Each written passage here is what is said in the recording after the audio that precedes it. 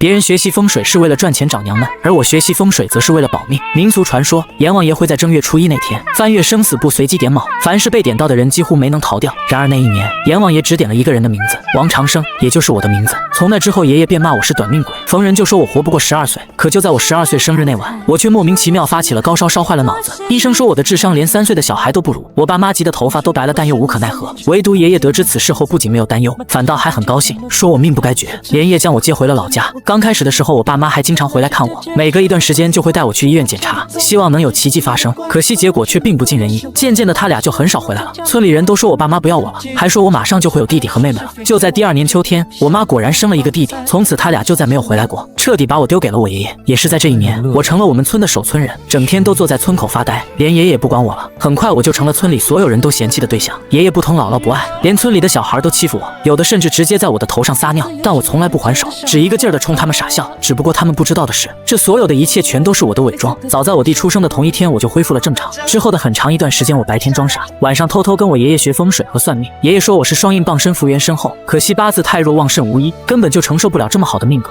注定早夭。但既然我熬过来了，那就说明我命不该绝，好日子还在后头。前提是我得再跨过自己18岁的另外一道坎，所以他才会教我学风水和算命，希望我能借此改变自己的命运。那时我才13岁，懵懂无知，根本不明白爷爷的话是什么意思。但好在我天赋不错，学什么都快，短才不过2年的时间，我就已经学会了爷爷的一身本事，甚至隐隐有超过他的趋势。但他依然让我装傻，每天雷打不动的去村口发呆，继续任人欺凌，打不还手，骂不还口，还说这是我欠他们的。对此我感到非常的不解，同时也很苦恼。但随着年龄和实力的增长，我的脾气也上来了。于是在又一次被人尿在脸上后，我忍无可忍，直接就将那人暴打了一顿。结果当晚就出事了，晚上我莫名其妙又发起了高烧，和当年一模一样。我怕得要死，生怕自己又会被烧成傻子。恍惚间，我好像听到了爷爷的声音，别怕，有爷爷在呢，睡吧，睡一觉就好了。这一觉我足足睡了3天，醒来烧倒是退了，可还没等我清醒呢，下一刻我就惊恐地发现自己居然躺在了一口棺材里，旁边就是我爷爷，他浑身是血，早已经咽了气，我脑海瞬间变得一片空白，当场又被吓晕了过去。等我再次醒来时，家里已经搭起了灵堂，村里第一时间联系了我爸妈，然而我爸妈却并没有回来。无奈之下，村里人只好凑钱给爷爷举行了葬礼，葬礼非常的简陋，期间我一直迷迷糊糊的，犹如提线木偶般抱着爷爷的遗像，一个劲儿冲着来帮忙的村民们傻笑。直到葬礼结束，所有人都走后，我才突然清醒，随即在自己上衣兜里发现了一封信，那是我爷爷留给我的遗言。爷爷在信上说他不怪我，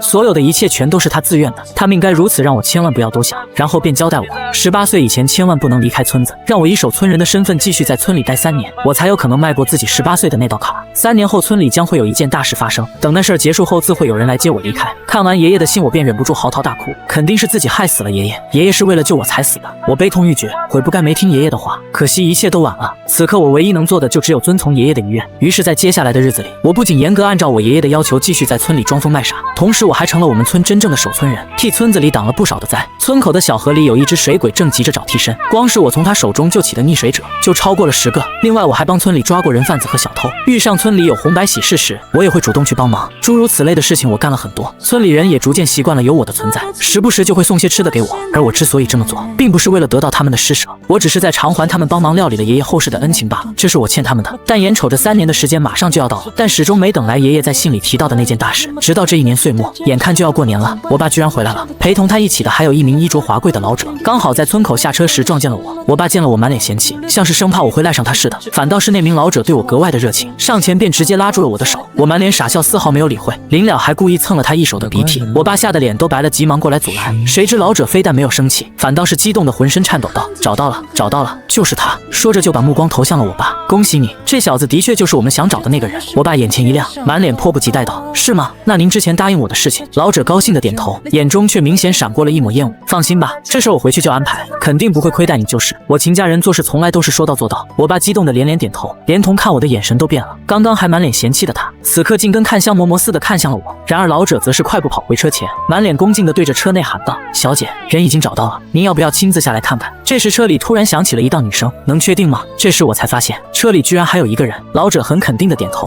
确定。车门随即打开，一个20岁左右的女人走了下来，身姿挺拔，肌肤胜雪，美的简直不可方物，便是连我都出现了片刻的失神。唯一的缺点就是太冷了，我心中暗叹可惜了，脸上却并没有表露出分毫，仍旧只是对他们傻傻的笑着。与此同时，女人的目光也同样注意到了我，见我满脸傻笑，嘴角还挂着几根晶莹剔透的哈喇子，她原本就冷若冰霜的脸上，此刻不由得更阴冷了。女人强忍着不悦，微微皱眉，同时用怀疑的语气对老者问道：“这就是你找的人？”老者急忙点头：“对，就是他。我算过了，这小子的命格极其特殊，虽然是个傻子，但却福缘深厚，刚好可以跟小姐的命格契合。”话没说完，女人便打断了他：“行吧，那你选好日子了吗？我俩啥时候成亲？”我闻言顿时一愣：“不是吧？听他这话的意思，难道他要嫁给我？不会这么走运吧？”老者很急切地说道：“越快越好，留给我们的时间已经不多了，而且我刚才看过黄历了，今天就是年前最好的日子，一旦错过，恐怕就得等明年了。”女人眉头紧蹙，脸上顿时写满了抗拒。这么急？但她犹豫了一下，最终还是对他点了点头，说道：“算了，反正也只是走个形式而已，就这样吧，你来安排。”老者长松了口气，明白，随即便快步回到我的面前，满脸的煞有其事的道：“傻子，你要媳妇不要？”我眼前一亮，目光投向不远处的女人，对着她便肆无忌惮的打量了起来。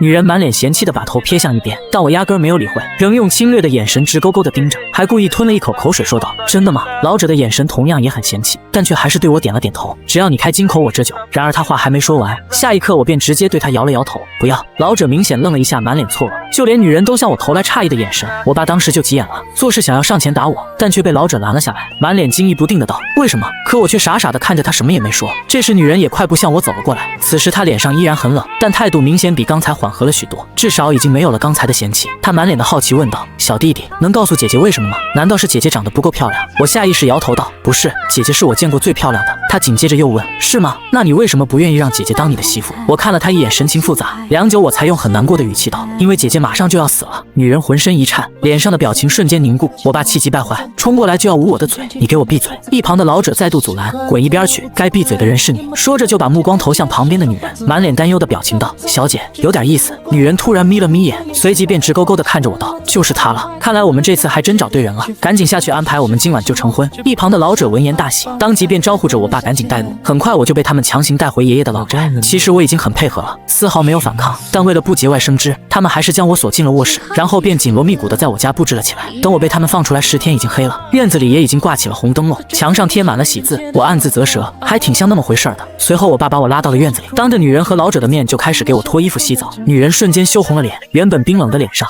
此刻竟难得流露出了一丝丝小女儿的姿态，随即落荒而逃。紧接着老者也急忙跟了出去。趁此机会，我爸这才有时间单独跟我讲话，说他也是迫不得已，让我别怪他，还说他最近遇到大麻烦了，他也是费了好大的力气才打听到秦家的小女儿疑似生了重病，急需找一个傻子来跟他结婚冲喜，所以才突然想到了我。本来也只是抱着试一试的态度，没想到我还真就是对方想找的人。原来如此，难怪他会对此事如此上心。我相信他说的应该是真的，不过他知道的似乎同样也不多，要么就是他对我有所隐瞒，要么就是他也被骗了。什么狗屁的冲喜，他也不想想，谁会没事大老远的跑这儿来找一个傻子结婚冲喜？我爸絮絮叨叨的在我耳边说了很多，大多都是跟秦家有关的事情，就是让我尽可能的配合，千万不要得罪了他们，否则后果相当严重。我的脸上毫无波澜，实则心中止不住的冷笑。其实我早就知道对方此行的目的，早在村口时，我便察觉到他们好像特别关心我的命格，那时我就已经隐隐猜到了什么，只是不太确定。直到他们将我关进卧室，背着我爸在外面偷偷密谋时，我才终于确定了他们的真正意图。果然跟我猜想的一样，借命。所谓的冲喜，仅仅只是他们用来忽悠我爸的借口，其实他们真正目的是想借我的命。先前我说女人马上就要死了，其实并不是吓唬她，她刚一下车我就看出她命不久矣。她满脸阴冷，绝不仅仅只是因为性格使然，更重要的是她的身体出了问题，怕是已经没几天好活了。若非如此，她又怎可能大老远的跑来嫁给我一个傻子？我可没自恋到对方真的能看上我。从一开始我就知道他们对我图谋不轨，他们自以为自己掩饰的极好，殊不知现在整个村子到处都是我的眼线，无论是村里的家禽牲畜，亦或是周围的野猫野狗，甚至连地底下的老鼠蟑螂，只要我愿意，他们全都能为我所用。这就是守村人的特权。我也是去年才发现自己突然就有了跟各种动物和昆虫沟通的能力，想来是我这几年的所作所为已经在某种程度上得到了村子的认可。如今我可是货真价实的守村人，所以他们此前在院外的密谋几乎一字不落全都被我听见了。我不仅偷听到他们想用结婚的名义来借我的命，甚至还想在事后杀我灭口，真不知道到底谁给他们的勇气。且不说我早就学会了我爷爷的一身本事，光是我守村人的身份就绝不是他们能随意拿捏的，真要是动起手来谁灭谁的口还不一定呢。说话间我爸已经给我换好衣服，紧接着老者也带着同样已经换好衣服的女人回到了院里。我爸急忙闭嘴，拉着我便赶紧迎了上去。老者此刻犹如打量货物般将我从头到脚都扫视了一遍。很好，说着他还不由看了看时间，差不多了，是时候了，咱们直接开始吧。我爸当然没有意见，迫不及待地将我推到了女人身边。但诡异的是，老者突然从兜里掏出了一张符纸，对着我和女人便低声吟诵了起来。两姓联联姻，一堂缔约，良缘永结，匹配同称。看今日桃花灼灼，一世一家，补他年瓜瓞绵绵。尔昌尔氏，仅以白头之约书向红笺，好将红叶之盟载明渊谱。我眉头紧蹙，是婚书。没想到他们居然连这都准备了。可问题是，婚书不是一般都刻在铜帛上的吗？再不济也得写在红纸上吧？我还是第一次听说有人将婚书写在符纸上的。这也就罢了，关键那符纸上写的似乎还并不是普通文字，居然是舔文。舔文又名水书，也有人管它叫鬼书，据说是专门写给死人看的文字。我心中暗笑，有点意思。看来这应该就是对方用来借命的手段了。不过这点手段就想要借我的命，他们未免也太小瞧我了。老者速度极快，念完便立即点燃了手里的婚书，随即长松了口气，满脸高兴地对着我和女人笑道：“从今天起，你俩便是夫妻了，有福同享，有难同当。”我就知道他们打的是这样的主意，还有福同享，有难同当，说的倒是好听，但不得不承认，眼前的老者确实还是有点本事的。他话音刚落，我还真就感觉到了一丝丝的异样，只觉得冥冥中仿佛有一根无形的丝线，隐隐将我跟女人联系在了一起。对方故意将婚书写在了符纸上，而且还用的是专门写给死人看的舔文，不就是想借此将我和女人的命运联系在一起吗？只可惜他们注定是要失望了，因为只要我愿意，我随时都能斩断那根丝线的束缚，只是我暂时还不屑这么做罢了。我很期待他们待会儿发现自己的手段完全没用时，脸上的表情又该是何等的精彩。如今他们的目的基本已经达到了，想必他们接下来就该图穷匕现，直接跟我翻脸了吧？对此我早就已经做好了准备，我倒要看看他们到底要如何灭我的口。然而奇怪的是，就在我做好了随时跟他们翻脸的准备时，老者却好像并没有要对我出手的意思，反倒是迫不及待地将我和女人送入了洞房。我皱了皱眉，这是什么情况？瞧这架势，他总不会是想让女人亲自动手吧？然而就在我发愣之际，老者快速从外面关上了房门，拉着我爸便离开了这里。屋里就只剩下了我们孤男寡女，这是真打算让女人亲自动手的节奏呀！这时的女人已经坐在了床上，随即满脸妩媚地看着我道：“还愣着干嘛？过来呀！”顿时我整个人都傻了，甚至连心跳都跟着慢了半拍。她居然笑了，我彻底傻眼，这又是什么情况？不是说好的只是走走过场了吗？总不能是她良心发现，突然觉得自己有些对不住我，打算在我临死前补偿一下我吧？不对，这里面肯定有阴谋。我越发警惕，但目光却不自觉便停留在了女人的身上。她也不藏着掖着，挑逗般的对我勾了勾手指，过来。此时我又惊又喜，不会这么走运吧？若非心中仅存的最后一丝理智拼命阻拦，我怕是早就已经按耐不住要扑上去了。瞧这架势，他该不会真打算跟我发生点什么吧？莫非这也是他们计划中的一部分？女人见我无动于衷，忍不住皱起了眉头。刚刚还满脸羞媚的脸上，此刻竟是说翻脸就翻脸。突然间目光一冷，别装了！我有些大惊失色。什么？你怎么知道？他饶有深意的冲我眨了眨眼。你猜？见我满脸警惕，眼中不由得又闪过了一抹不屑。行了，别那么紧张，这是你的地盘，难道我还能吃了你不成？亏你还是这里的守村人呢，我都不怕，你怕什么？我越发震惊，没想到对方连我是守村人都知道了，那他还敢来这儿借我的命？他满脸幽怨又有些无奈的说道：“我这不是没办法吗？你说的没错，我的确快死了，可是我不想死呀，我还这么年轻。”他目光灼灼地看着我，满脸都是不服输的表情，所以我只能来找你，哪怕明知道希望渺茫，那也好过坐以待毙吧。我点了点头，不由得有些同情起他来，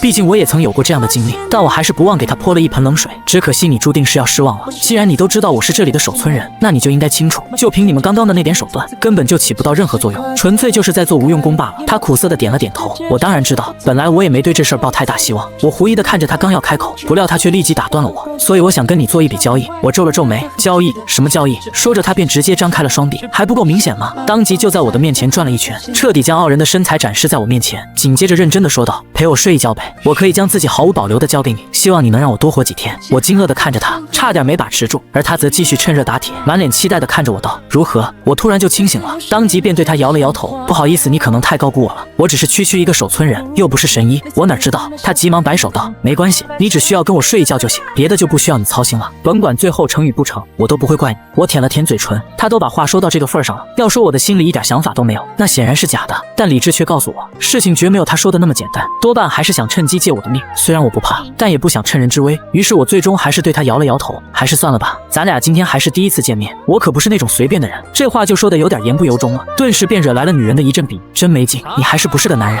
我都说了别的不需要你操心了。说着他还挑逗般对我眨了眨眼，这是连激将法都用上了，我才不上当呢。但都还没等我开口呢，他却又满脸讥讽地看着我道：“你该不会以为你真的已经完全掌控住局势了吧？”听到这我皱了皱眉，紧接着就听他继续说道：“本来还想让你心甘情愿地做药引，既然你不愿意，那我也只能自己动手了。”我警惕地看着他，药引？什么药引？他眨了眨眼，满脸狡黠，让我越发警惕，同时心中莫名生出了很不祥的预感，突然间觉得对方好像是在故意拖延时间。果不其然，我才刚闪过这样的念头，女人的脸上闪过了一抹得逞和戏谑的表情，差不多了，是时候了。我眉头紧蹙，本能般的往后退了2步，她冷冷地看着我，没用的，别白费力气了，你逃不掉的。为了这一天，我们秦家可是足足准备了3年，所以你今天是无论如何也逃不掉的。我吓了一跳，3年，这怎么可能呢？真要是这样的话，那他们岂不是早在我爷爷去世时就已经开始准备了？此时我强装镇定，同样冷冷地看着他道：那可未必，既然你都知道我是守村人了，难道你不知道只要是在村里，我就是近乎？然而没等我话说完，我急忙向后退去，本能般的想逃离此地，可惜已经晚了。就在我后退的一瞬间，我体内的气息突然紊乱，随之而来的便是一股前所未有的虚弱。我大惊失色，坏了，瞬间便意识到自己应该是中毒了。不等我想清楚自己到底是啥时候中毒时，我就已经开始摇晃了起来，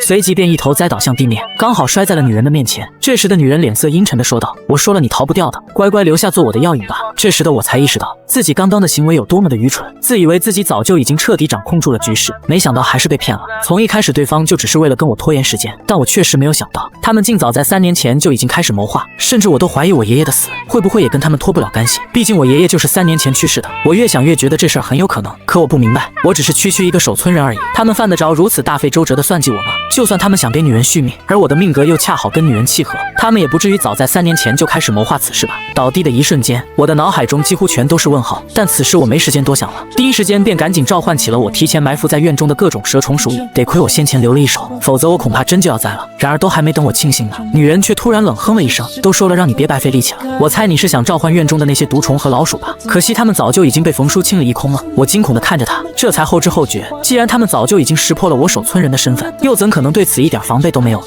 但我还是不死心地尝试了一下，结果自然是失败了。此时的我彻底破防了，恶狠狠地吼道：你到底想干什么？女人得意地看着我，别急啊，待会儿你就知道了，放心，我也是第一次，你也不吃亏。说着他便直接将我抱了起来，狠狠一把便丢在了床上。我被他摔得七荤八素，强烈的眩晕感很快就让我失去了继续思考的能力，紧接着我就什么也不知道了。醒来已经是第2天了，天也已经亮了，阳光透过窗户洒在了我的脸上，让我感觉浑身都暖洋洋的，仿佛体内有什么枷锁被打破了一般。更让我感到惊喜的是，此刻的我居然能动了，似乎连我体内的毒也已经解了。我惊疑了一声，急忙起身，发现自己依然还躺在自己的床上，但女人却不见了，同时我身上的衣服也不见了。瞬间我就明白了昨晚发生了什么，合着他所谓的药引居然是这个意思。我皱了皱眉，紧接着门外却突然间响起我爸的声音：醒了。说着他便径直走了进来，我如临大敌，本能般便看向他的身后，不料他却忍俊不禁地对我摇了摇头：别看了，他们已经走了。我怀疑地看着他，心里想着不会吧，这就走了？我爸突然撇了撇嘴：不然呢？难道你还指望他能留下跟你一起过日子不成？我当然知道不可能，但也不至于走得如此匆忙吧？合着他们大老远过来，真的就只是为了让女人跟我睡一觉吗？真要是这样，他们犯得着3年前就……等等，突然间我好像察觉到了什么，随即目光便看向了我爸，心想不对啊，听他这话的口气，他显然已经知道了我不傻，可他怎么好像一点也不意外？就在我发愣这时，我爸却突然对我摆了摆手：行了，别发愣了，赶紧起来把衣服穿好，我都已经准备好了，待会儿就得带你离开这里。我狐疑地看着他，离开？去哪儿？他理所当然道：当然是回家呀，难道你还想在这儿待一辈子不成？我呆愣了片刻，眼中越发狐疑，太阳莫非是打西边出来了？他这是打算认回我的节奏吗？见我无动于衷，我爸忍不住便又再度催促我道：快点，留给我们的时间已经不多了，你总不想一辈子都当那女人的药引吧？我脸色微变，他怎么知道药引的事情？我警惕地看着他，你不是说他们已经走了吗？他点了点头，确实走了，只不过他们随时都有可能会回来，所以稳妥起见，你得赶紧跟我走。虎毒尚不食子，难道我还能害你不成？我满脸冷笑，心里想着那可未必，他们不就是你带来的吗？装什么好人？我冷冷地看着他，表情不善道：你是不是早就知道了我不傻，而且也早就知道了有关药引的事情？他很肯定地点了点头，眼中却莫名闪过了一抹狡黠，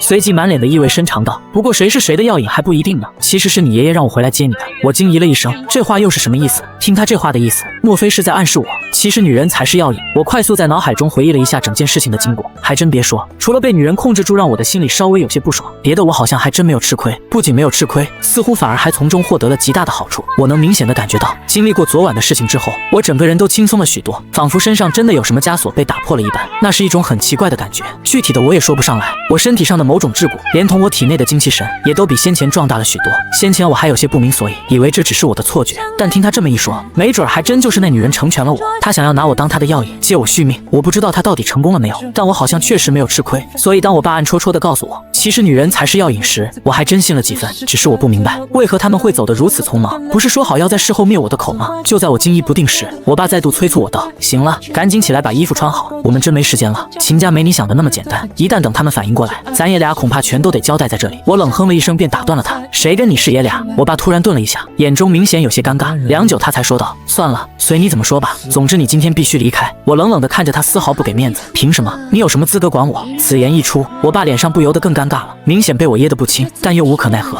我知道你恨我，但这不是没办法吗？其实我也是有苦衷的。他欲言又止，但我却根本不给他解释的机会，当即再度打断了他。我不会跟你走的，你死了这条心吧。这下我爸是真有些急了，伸手就想要上前来抓我，但却被我躲开了，顺势便抄起旁边的椅子，直接对他摆出了攻击的姿势。我爸吓了一跳，显然没有想到我的反应居然会这么大，他急退了2步，眼中居然闪过了一抹挣扎。良久，他才像是突然下定了决心，别闹了，其实是你爷爷让我来接你的。我勃然大怒，情绪瞬间失控，你放屁！举起椅子便狠狠向他砸了过去，而他居然没躲，任由我将椅子砸在了他的身上。可他却连眉头都没皱。是真的，他很诚恳地看着我，有些事情我暂时还不能告诉你，你只需要知道，其实我跟你妈从来都没有放弃过你，所有的这一切全都是你爷爷的安排，是你爷爷打电话让我千万不要回来参加他的葬礼，否则就会害死你。就连这次找秦家的小女儿过来，也都是你爷爷临死前的吩咐。他说秦家的小女儿命格特殊，刚好跟你的命格契合，所以她才是你的药引。你爷爷说，只有这样才能让你迈过18岁的这道坎，不然你以为我当真这么狠心，连你爷爷的葬礼都不回来吗？说到这里，他的眼睛一下就红了，眼中居然隐隐有泪光闪现，连说话的语气都变得颤抖了起来。我的脑海一片空白，整个人都直接呆在了那里。我惊愕地看着他，我一直都以为他们是因为嫌弃我是傻子，所以才狠心地把我丢给了我爷爷，甚至连爷爷的葬礼都没回来。而此刻他却突然告诉我，所有的这一切居然全都是爷爷的安排。我脑子里瞬间乱成了一锅浆，但我相信他说的应该是真的，不然他怎么会知道我18岁还有一道坎？再有的就是，此刻我的确在他身上感受到了久违的父爱，以及深深的歉疚，还有一些委屈。他确实应该委屈，如果他说的是真的，那我刚才的所作所为确实是有些伤他的心了。可是我也委屈啊，6年了，整整6年，我从12岁就被爷爷带回到村里，我在村里装疯卖傻了这么多年。虽说是我爷爷让我故意装出来的，但每次被人欺负时，我却依然忍不住去想，要是我爸妈在就好了。那时我是多么渴望我爸妈能再回来看我一眼，可惜他们没有，一次都没有。那时我就已经下定了决心，以后再也不认他们了。可我万万没有想到，事情的真相居然是这样的。想到这里，我的眼睛也不由同样红了，我想大哭一场，但我忍住了。与此同时，我爸在旁边也明显感觉到了我体内压抑的情绪，他想伸手拍拍我的肩膀，但手只伸了一半便立即缩了回去。他小心翼翼道，收拾一下吧，我去外面等你。说完他便转身离开了房间，只留下我一个人在原地发呆。时间仿佛静止了一般，我在原地足足呆愣许久后，最终还是倒在床上失声痛哭起来，仿佛是要将这6年来受到的委屈和不公全都发泄出来。我爸在门外重重地叹了口气，有心想要进来安慰我2句，但他终究还是忍住了。最后我哭得嗓子都哑了，这才起身穿好了衣服，同时上前打开了房门。我爸看了我一眼，什么也没说，只是默默将一旁打包好的东西提了起来。走吧，我摇了摇头，神情忽地又变得冷漠了起来。我不走，爷爷说了让我在村里待3年，现在时间还没到呢，我还不能走，就算要走我也会自己走。我爸当时就急了，你这又是何必呢？真的是你爷爷让我来接你的，你还不相信吗？秦家没你想的那么简单，你若是不走，他们肯定会回来找你的麻烦。至于你爷爷说的3年，那也只是一个大概时间，并不是非得待满了3年才行，不然他干嘛要让我来接你？如今那道坎儿已经迈过去了，现在不走更待何时？我点了点头，我知道，可我答应了爷爷，就算是死，我也得在村里待满了3年再走，少1天都不行。我爸最终也只能无奈地叹了口气，许是看出了我眼中的执拗。罢了，既然你都决定了，那我就不劝你了。不过在此之前，我希望你能先看看这个，然后再做决定。说罢就从怀里摸了一块用红布包裹住的东西递给了我，这是你爷爷留给你的。我眼前一亮，急忙接过来一看，发现里面包着的居然是一本古籍，古籍的封面早已模糊，只能隐约看到上面有一个山字。我刚要打开，我爸却突然拦住了我，近乎恳求地对我说道，要不待会儿再看吧，先陪我去你爷爷的坟前看看。这一次我没有再拒绝，很快带着我爸来到了爷爷坟前。我爸满脸郑重地给爷爷上了炷香，然后便扑通一声跪在了爷爷的坟前。已经快40岁的他，此刻竟哭得跟个孩子似的。我没有说话，只是在一旁默默地烧纸。我爸重重地在坟前磕了18个响头，我在旁边看着也很不是滋味儿，于是便跪下跟他一起磕。我是真的没有想到，为了让我活命，爷爷居然在生前做了这么多的安排，可他怎么不告诉我呢？我俩在坟前足足跪了有半个小时，我爸这才起身一改刚才的颓废，转而满脸严肃地对我问道，真不跟我走吗？我重重地点头，态度十分坚决。最终我爸也只能无奈地对我点了点头，然后从兜里掏出了一张纸条，上面有我们现在的地址和电话，有时间记得回来看看你妈，她很想你。说完就将纸条硬塞进我的手里，头也不回地向着山下走去。我想送送她来着，但不知怎地就是挪不动步，只能眼睁睁看她离开了这里，直到目送着她上车走远，我的眼角这才不经意间滑落下一颗泪珠。我情不自禁地冲着她离开的方向喊了一声爸，这才从怀里掏出了那本古籍，刚要打开，里面却突然掉出了一个信封，上面还写着我的名字。望着信封上熟悉的字迹，我的眼泪顿时就又流淌了下来。我颤抖着双手缓缓打开，果然是我爷爷写给我的，足足写了3页，远比之前那封遗信中的内容要多得多。信上我爷爷详细将整件事情的经过以及他生前的所有谋划都告诉了我。正如我爸先前所说，所有的这一切果然都是我爷爷安排好的，他们所做的一切全都只是为了帮我求得一线生生机。饶是我早知道我爸说的是真的，但当我看完我爷爷的信后，我却依然有些抓狂。当时我像疯魔了一般，拿着信便直接冲下山去，一直追到了村口。只可惜我爸早就已不见了，他走了，带着伤心和委屈离开了我们村。我嚎啕大哭。刚好这时候有几个村民路过，见我哭得如此伤心，不由得一愣，以为是村里又有人欺负我了，赶紧便上来询问起了情况，甚至还有人往我嘴里塞了一块糖果。我什么也没说，急忙抹掉了泪水，脸上几乎瞬间就又恢复了以前招牌般的傻笑，同时一屁股便坐回到了我平时发呆的石头上。我傻坐在原地一坐就是一天，直到夜幕降临，我才满脸郑重地从怀里重新掏出了那本用红布包裹的古籍。说是古籍，其实就只有薄薄的10几页纸，似乎只有一半，后面那部分疑似被人撕走了。但能让我爷爷如此郑重，想来这本古籍肯定很重要，甚至他还在信中特意交代了此事，一再叮嘱里面的内容到底要不要学，让我一定要考虑清楚了再决定。爷爷在信中给了我2个选择，要么今天就跟我爸一起离开，直接将这半本古籍给烧了，安安心心的做一个普通人就好，从此再也不要涉足风水和江湖中事；要么就打开古籍，认真学习这古籍中的内容，但此后就再也不要去找我爸妈，以免给我爸妈招来祸端。当时我很纠结，迟迟都没打开。白天我一直都在考虑，始终都无法下定决心，直到这一刻，我才终于做出了自己的选择。得学，倒不是说我宁愿放弃亲情也要学习这古籍，而是我觉得即使我不学，我也未必能过上安稳的日子，一样也会给我爸妈招来祸端。就比如秦家，与其将希望寄托于别人的仁慈，我还不如自己把握自己的命运。只有让自己变得强大起来，我才能自保，同时保护好我身边的人。于是我深吸了口气，最终还是翻开了这半卷古籍。这时我才明白了封面上的内容，山字到底代表了什么，同时我也明白了我爷爷为何会如此慎重。山字诀，爷爷留给我的居然是玄门武术中的山字诀。所谓的山字诀，便是这玄门武术中山术的传承。虽然只有半卷，但也已经足够惊人。我仿佛瞬间便打开了新世界的大门，借着月色便赶紧读了起来，很快便沉浸在了其中。但饶是我在这方面的天赋不错，此刻也看得极其艰难，颇有一种物理的感觉。不过其中的一篇内丹法引起了我的注意，因为这居然是一篇引导筑基的法门。有关筑基的说法，其实我爷爷早就跟我说过，不过他当时只是很简单的提了2嘴，并没有细说，但留给我的印象却极其深刻。其中给我印象最深的就是筑基，那是我们这行最大的分水岭，只有筑基了才能勉强成为修士。我对这玩意儿特别感兴趣，当时我就曾向我爷爷请教过该如何筑基，可他说他也不会，后面便再没有提及。原来他并非不会，他只是单纯不想教我爸，或许他只想让我安安心心的当个普通人就行了。想到这里，我心里顿时就又有些犹豫了起来，脑海中瞬间又浮现出了我爸离开时落寞的背影。或许我当时真的该跟着我爸离开，但很快我的眼神就又坚定起来，不，那不是我想要的生活，我的命运只能由我自己来把握。更何况我此刻已经看过了爷爷留下的这半卷山字诀，按照我爷爷的说法，此刻的我怕是已经跟他沾染上了因果，命运的齿轮已经开始转动，后悔也晚了。从我12岁被我爷爷带回到村里，或许我的命运就已经改变了，此生再也无法过上普通人的生活。既然如此，我又何必再纠结，豁出去了。我下定了决心，毫不犹豫便按照古籍中的描述尝试了起来。我原本以为这事儿恐怕会相当困难，但出乎我预料的是，接下来的过程竟远比我想象中要容易得多。很快我就找到了其中的窍门，伴随着周围的虫鸣鸟叫，我竟很容易地感受到星星点点散落在周围的气，而这恰恰便是筑基的第一步，同时也是最难的一步。普通人想要感受到周围的气，即便是有名师指导，恐怕都得花费数日乃至数月的苦功，而我居然如此轻易就感受到了它们，这得归功于我爷爷之前给我打下的基础。虽然我爷爷生前并未教过我筑基法，但却也教过我一些简单的吐纳和健身之法，所以我的身体一直都很不错，精气神也远超常人。尤其是经历过昨晚的事情后，我的精气神更是壮大到了一个前所未有的高度，足是常人的好几倍。平日里或许看不出来，可当我尝试筑基时，这其中的好处几乎立马便体现了出来。按照山字诀中的描述，寻常人筑基最快也得花3个月的时间，所以也叫100日筑基。可我不一样，不知是因为我是守村人的缘故，还是因为我此前的积累早已足够，短短才不过1晚上的时间，我竟就感觉自己马上就要成功了。筑基又名炼精化气，意思是要锤炼自身体内的精气，将其炼化成一种特殊的气，也就是所谓的真气。我如老僧坐定般在村口呆坐了一夜，等到东方浮现出第一抹鱼肚白时，我也成功炼化出了我体内的第一缕气，然后便一发不可收拾。很快我就将我体内所有的精气全都转化成了气，气无所在。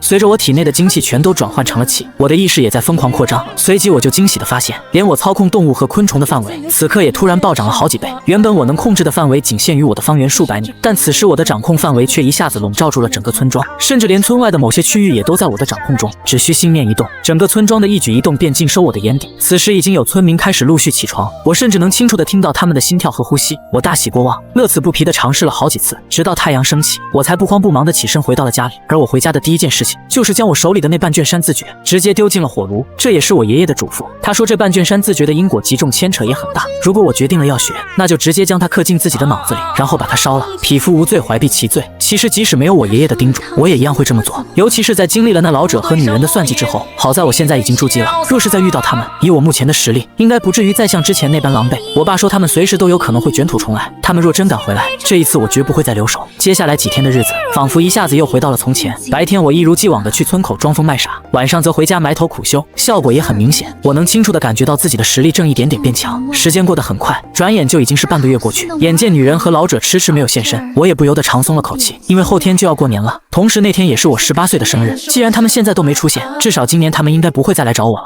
而等过完年，爷爷规定的3年之期就到了，届时我就能离开我们村了。就算他们想找我，恐怕也没那么容易了。可就在我以为总算能安安稳稳的过完今年时，这一天村子里却突然又来人了，而且还不止一个。首先出现在村口的是一名老乞丐，衣衫褴褛，手里还提着个蛇皮袋，看着似乎比我都可怜。可都还没等他靠近，远远的我就在他身上感觉到了一股极为惊人的煞气。人命债，这家伙的身上居然有人命债，而且还不止一条。看他的打扮，我估摸着这家伙应该是个拍花子。所谓拍花子，其实就是人贩子，只不过他们的目标比较明确，一般都只对小孩子下手。据说他们能通过某种迷惑人的药物，让不经人事的孩童乖乖的任其摆布。去年我就遇到过一个，直接被我扔进了河里，刚好成了那水鬼的替身，也算是补偿他了。不过此时出现在村口的这位，显然不是一般的拍花子，普通拍花子的身上可没这么重的煞气，所以我怀疑这家伙可能不仅是拍花子，多半还干过采生折割的勾当。采生折割听着有些拗口，实则却是职业乞丐中最为歹毒的一种，因为他们往往会人为的制造一些残废甚至是怪物，以此为噱头来博取别人的同情，借此获得路人更多的施舍。我眯了眯眼，心中冷笑，来活了，没想到自己都快离开这里了，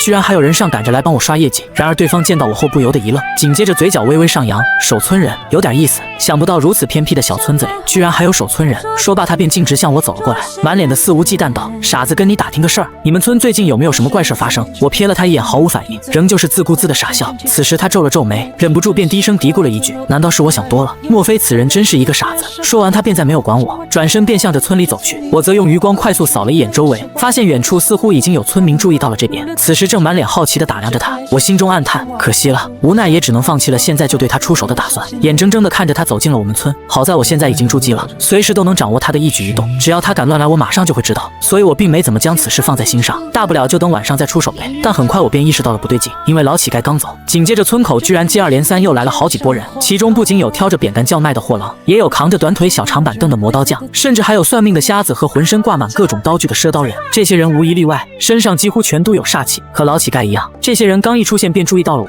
而且大部分都问了跟老乞丐一样的问题，我自然没有理会。别说我们村最近根本就没什么怪事发生，即使有，我也根本不会搭理他们，他们自讨没趣，很快便自己进村去了。唯一例外的就只有那名赊刀人，他什么也没问，只是微微冲我点了点头，随即便同样走进了我们村。而他之所以会这样，那是因为我认识他，他叫刘一刀，早在3年前就已经来过一次了。那会儿我爷爷还没去世，我记得他当时好像赊给了我们村不少东西，这次应该是来收债的。可其他人又是怎么回事？望着他们离去的背影，我忍不住便微微皱起了眉头。直觉告诉我，接下来村里肯定不会太平，多半是有什么大事要发生。就在这时，我突然间又想起了爷爷遗信中的内容，莫非这才是爷爷在信中提到的那件大事？不会吧？我眉头紧蹙，真要是这样的话，那我岂不是暂时不能走了？因为爷爷的信里说得很清楚，我得等那事儿结束以后才能离开。想到这里，我顿时就有些坐不住了，当即便又召唤起了村里的各种动物，密切监视起他们的一举一动。我得先弄清楚他们来这儿的目的是什么，不知是因为艺高人胆大，还是因为他们仗着自己人多，此刻竟是根本就没将我这个守村人放在眼里。即便是进村了以后，他们也丝毫没有收敛，逢人就问村里最近有没有什么怪事发生，有的甚至不惜以重金相诱，但他们注定是徒劳的，因为真要是有什么怪事发生，身为守村人的我肯定是第一个知道的，连我都不知道，那些个村民们就更不可能知道了。所以即便他们以重金相诱，村民们也根本说不出个所以然来了。有人当即便皱起了眉头，不对啊，从星象上判断明明就是这里啊，怎么会没有呢？说完他们便不约而同的在村里周围游荡起来，有的甚至还掏出了罗盘，似乎是在找什么东西。见此情形，我的眉头不由就皱得更深了，别说是我，甚至就连周围的村民们也都隐隐察觉到了不对。可这些人出手极其大方，几乎见人就给钱，所以尽管村民们察觉到了不对，但却还是热情地招待了他们。一下午的时间，这伙人几乎将我们村里里外外全都给翻了个遍。虽然一无所获，但他们似乎还是不肯放弃，直到晚上都没走，而是各自都找地方住了下来。他们有的花重金住进了附近的村民家里，有的则直接在路旁搭起了帐篷。只有赊刀人例外，他在村里的小卖部买了2瓶烧刀子，提着酒便直接上了山，径直走到了爷爷的坟前。我皱了皱眉，第一时间便找到了他，然而还不等我开口，他便直接将其中一瓶丢给了我，来得还挺快，喝点儿。我摇了摇头，刚想问他们来这儿的目的是什么，这么多人里我就只认识他，而且他和我爷爷的关系似乎还不错。之前他来过我家借宿，算是为数不多知道我不傻的人，所以我根本就没必要跟他装傻，甚至我都没奇怪他为何能如此精准地找到爷爷的坟墓，因为我知道他有这样的本事。只不过都还没等我开口，他却冷不丁指了指坟头上早已燃尽的香烛，率先问道：“你爸回来了？”我诧异地看着他：“你怎么知道？”他猛灌了一口酒，淡淡开口道：“猜的，算时间，他也该回来了。”说着就把目光投向了我：“你呢？你打算什么时候走？”我也是如实说道：“等过完年吧。”总觉得他好像什么都知道，所以我根本就没必要隐瞒。接着我便问出了自己心里的疑问：这些人到底都是干嘛的？怎么突然全跑我们村来了？他咧了咧嘴，满脸神秘地回答道：“小子，听说过鳖宝吗？”我皱了皱眉，我当然知道鳖宝。鳖宝是旧社会外八行中的一种特殊职业，隶属于道门。简单来说，其实就是探险寻宝的。以前我曾听我爷爷提到过一嘴，据说这些人行踪飘忽不定，行事诡秘。可好端端的他们跑我们村来干嘛？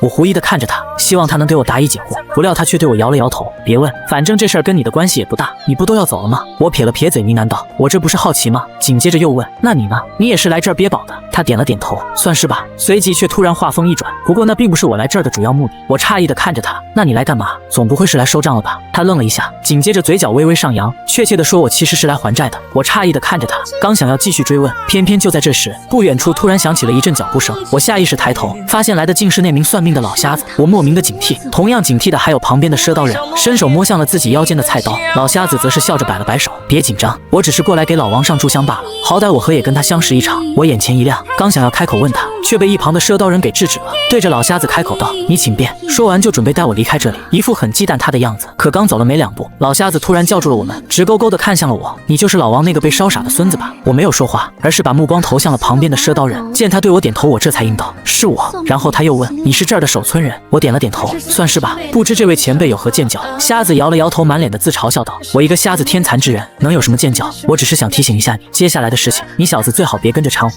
好歹也是故人之后，我不想看你白白把命折在这里。”然而还没等我开口说话，旁边的赊刀人率先说道：“这事儿我已经叮嘱过他了，你们想干什么只管请便，只要你们不对那群无辜的村民们下手，没人会干涉你们。”他笑着点点头，然后从手里的塑料袋中掏出了香烛，似乎真准备给我爷爷上香。我想过去帮忙，但却被赊刀人死死拽住，拉着我便直接下山去了，亲自将我送回了家里。刚一到家，不等我开口，赊刀人便第一时间反锁上了房门。这时我才发现，他的脸上居然全都是冷汗。我狐疑地看着他：“怎么了？不就是个瞎子吗？他很强吗？”赊刀人很肯定地对我点了点头，满脸凝重：“强，而且不是一般强，至少我不是他的对手。”我心中一凛，在我的印象中，赊刀人似乎一直都很狂，连我爷爷都夸他的刀法很厉害，所以他才得了刘一刀这个绰号。据说他对敌从来都只用一刀，几乎很少有人能逼他用出第二刀，连他都说那老瞎子很强，足可见那瞎子是真的很强，他都不是对手，那就更别说我了。我正惊疑不定，紧接着就听他继续说道：“要不我们明天就走吧？”我惊愕地看着他，听他这话的意思，莫非是打算带我一起走吗？我忙问道：“为什么？就算他很强，但咱又跟他没什么冲突，有什么好怕的？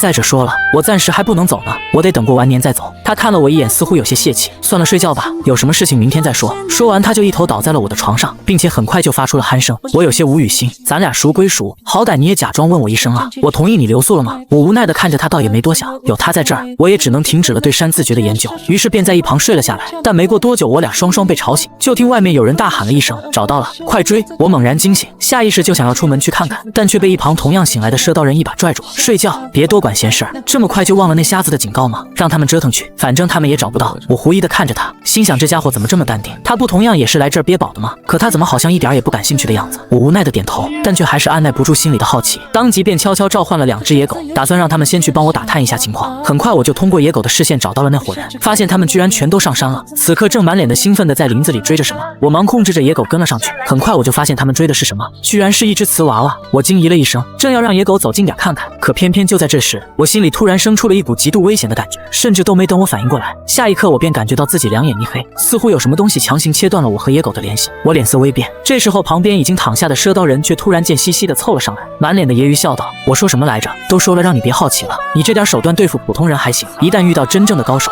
根本就没用。”我白了他一眼：“你厉害，你厉害，怎么不见你追出去看看？”他撇了撇嘴，随即却突然间又换了一副嘴脸，满脸的好奇问道：“不过话说你刚才到底看到了什么？怎会让对方如此忌惮？”我冷哼了一声，懒得理他，心想你不是不让我看吗？那你还问我干嘛？本来我就只是单纯想挤兑他一下，即使他不问，他都想主动告诉他了。没曾想这家伙居然真不问了，倒头就睡，倒是反而把我自己给架在哪儿了。最终还是按耐不住自己说了出来，瓷娃娃。我刚看见他们好像在追一只瓷娃娃，他眼前一亮，立即就从床上坐了起来。不会吧，还真被他们找到了？这么快吗？我耸了耸肩，急忙问道。不过那只瓷娃娃到底什么来历啊？他们如此大费周折，总不会单纯就只是为了一只瓷娃娃吧？他摇了摇头，怎么可能？区区一只瓷器而已，即便是成精了，又怎可能引来这么多人？不过这玩意儿倒的确是一个很不错的突破口，若是他们足够聪明，保不齐还真就能通过这只瓷娃娃找到更多东西。金银童子玉娇娘，珍珠小妹奇奇丑郎。说到这里，他忍不住便又叹了口气，可惜那死瞎子也来了，不然我还真想跟他们争上一争。说完，他甚至压根儿就不给我继续询问的机会，再度倒头就睡。第二天我早早就起床了，没曾想赊刀人居然比我还要早。醒来的时候他就已经不见了，但却在床头留下了2个硬邦邦的馒头，以及一张字迹十分潦草的纸条。他说他上山了，让我千万别凑热闹，更不要多管闲事儿，一切都等他回来了再说。我惊疑了一声，这时我才突然感觉到了一丝丝的异样。在我的印象中，赊刀人一直都是一个很冷漠的人，少言寡语，不苟言笑。虽然他以前的确曾在我家借宿过，但却很少跟我说话，所以我俩最多只能算认识，根本就谈不上很熟，自然也谈不上什么交情。但这一次他好像对我格外的关心。昨晚在面对那个算命的老瞎子时，我就明显感觉他在护着我。如今他都走了，居然还不忘叮嘱我小心，还说一切都等他回来了再说。总不会是因为我爷爷去世了，他在可怜我吧？我撇了撇嘴，多少有些不爽，同时也并没有将他的叮嘱放在心上，因为即使他不说，我也没打算凑这个热闹。不出意外的话，这应该是我在村里待的最后2天了。我等这一天足足等了3年，如今眼瞅着就要熬出头了，我才不想节外生枝呢。只要这些家伙不主动来招惹我，亦或是对那些无辜的村民们下手，我才懒得管呢，随便他们怎么折腾。啃完馒头，很快我便又来到了村口，继续坐在了老槐树下的石头上发呆。一天之计在于晨，原本我是想趁着周围没人先打坐修炼一会儿，但奇怪的却是，一闭眼就会想起昨晚的那只瓷娃娃。按照赊刀人的说法，那只瓷娃娃应该是地底下的某件瓷器，吸收了地脉中的灵气才显化出的，人形勉强也能称之为地宝。不过那些个来这儿憋宝的家伙，一个个都身手不凡，显然不可能只是为了区区一件瓷器来的。虽然我对这些天灵地宝并不感兴趣，但却对憋宝仪式相当的好奇。想着，我几乎下意识就又召唤起了散落在村里各处的动物和昆虫，打算看看那些外乡人此刻在干嘛。结果无一例外，他们居然全都不见了。显然他们也都跟赊刀人一样，全都上山去了，直到现在都没回来。我摇了摇头，心说还是小命要紧，能不招惹他们，最好还是别招惹的好。就算我自己不怕，我也得为整个村子考虑。但我属实对憋宝仪式相当感兴趣，于是很快我便又召唤了几只野兽，守在了下山的路上。只要有人从后山回来，我就能第一时间知道。结果这一等就是整整1天，一直到傍晚太阳都下山了，山上也始终毫无动静，估摸着他们应该是去了更远的地方。晚上我百无聊赖地坐在家中，还是无法专心修炼，索性便控制着那几条野狗同样也上山了，但我最多只能控制他们走到半山腰处，再往前走我便没办法了。如我所料，那些人果然已经去了后山更远的地方。我苦笑着摇头，正准备放弃，偏偏就在这时，远处的灌木丛里却再度出现了瓷娃娃的身影，而且还不止一只，足有10几只之多。我眼前一亮，当即便控制着野狗悄悄潜了过去。直到这时我才看清楚，这些个瓷娃娃长得真的跟我们人类，只不过他们的个头实在是太小了。此时的瓷娃娃全都在瑟瑟发抖，一看就是受到了什么惊吓。我又惊又喜，这可真是踏破铁鞋无觅处，得来全不费工夫。但我并没有让野狗贸然靠近，因为此刻他们所处的位置已经远远超出了我能控制野狗的范围，索性便让野狗在草丛中蹲了下来，密切关注着他们的一举一动。既然这些个瓷娃娃全都在这里，保不齐昨晚上憋宝的那伙人很快也会寻找到这里。我找不到他们，索性就在这里守株待兔呗。我美滋滋的想着，但我本人却始终都没有想要亲自前往一探究竟的想法。我只是单纯想见识见识他们憋宝的手段。这一等又是整整1晚上，让我失望的是，直到天色大亮，迟迟没有等来那伙人的出现。我皱了皱眉，什么情况？这伙人也太逊了吧！整整1晚上都没能寻找到这里，还是说他们已经在后山的更深处发现了什么比这更好的东西？要是赊刀人没跟他们一起上山就好了，不然我就可以将那群瓷娃娃的藏身地告诉他们。我苦笑着摇头，算了，简单的洗了把脸。很快我就又再度来到了村口，继续开始了新一天的工作。即使到了现在，其实我都未曾想过要上山去一探究竟，更不曾想过要将那群瓷娃娃据为己有。我是真不想惹麻烦，今天已经是最后1天了，等过完今晚我可就彻底自由了。到时我潜龙入约，他们想干嘛干嘛，关我屁事儿。上午相安无事，直到中午时分，原本平静的小山村这才突然间变得喧闹起来，因为有人从山上回来了，而且带回了一个极其重要的消息。只不过下山的并不是那群外乡人，而是我们本村的人。这时我才得知，原来昨晚上山的远不止那群外乡的憋宝人，居然然还是我们村的好几名村民，他们是去带路的，一共去了7个人，全都是村里为数不多的壮劳力。后山极大，即便是我们本村人也很少深入，因为那里面常年都有瘴气和毒物，除非是特别有经验的老猎户，否则一般人很容易迷路。但还是那句话，对方给的实在是太多了，结果到底还是出事儿了。等我听到动静赶过去时，那人早就已经昏迷了。不过听周围的村民们说，他好像是一路从山上滚下来的，昏迷前嘴里还不断的喊道：“死了，全死了！”我脸色大变，全死了？不会吧？我心中一凛，难怪昨晚等了一夜都不见有人回来，原来是他们在山里出事了。可那些个外乡人可全都是高手，就算在林子里遇到了什么危险，也不至于全军覆没吧？看来得想个办法，赶紧把这人弄醒了问问才行。想着我便赶紧从人群的最外面挤了进去。这时候其他村民也注意到了我，很自觉便让开了一条通道，甚至还有人高兴地喊道：“快傻子来了，都让开，让傻子进来看看。”并非我在村里有这么大的威望，而是之前村里也曾发生过类似的事情，比如有人得了癔症或者撞邪之类的，一般都是我2耳光下去人就醒了。这样的事情发生的多了，既然有人让路，我也不墨迹。很快我就来到那名昏迷的村民前，这时才发现竟是村头的张萌子，平时可没少欺负我。周围村民满脸期待地看着我，我则是一如既往地冲着他们傻笑了2声，随即便上前揪住张萌子，左右开弓，一个劲儿地往他的脸上招呼。神奇的一幕发生了，随着我啪啪几耳光下去，刚刚还昏迷不醒的张萌子此刻立即醒了，醒来便从我的手中挣脱了出去，嘴里一个劲儿地喊道：“死了都死了，好惨好惨！”说完便又一头栽倒在了地上，口吐着白沫，浑身抽搐，眼看就要不行了。周围众人吓了一跳，我也当场紧蹙起了眉头。不对，这家伙身上怎么就只剩下3魂6魄了？还有1魄呢？魂丢了吗？我这才惊醒，赶忙便又上前补了一耳光，同时在心里快速默念起了静心神咒。张萌子立马就安静了，很快便又沉沉睡去。但他的情况却并不容乐观，因为他的魂丢了，除非能尽快将他丢失的那1魄给找回来，否则即使他醒了，日后也肯定会变成一个彻头彻尾的傻子。眼见张萌子沉沉睡去，众人立即向我投来了询问的目光：“怎么样了？他没事吧？”尤其是张萌子的家里人，此时更是当场就将我围了起来，七嘴八舌便询问起了张萌子的情况。我自然不可能告诉他们实情，只能一个劲儿的傻笑。张家人急得够呛，但又无可奈何，最后还是在老村长的提醒下，这才将张萌子先抬了回去。但周围的其他人却仍旧没有要离开的意思，特别是另外几个同样也被请上山带路的村民家属，此时更是焦急到了极点。主要是张萌子嘴里不停念叨的那句都死了，纷纷嚷着要上山去找人，但他们找人就找人呗，却一个个的把我给围住了，非要让我也跟着他们一起上山。本来我还在犹豫呢，身为守村人，这事儿我责无旁贷。原本我还在想，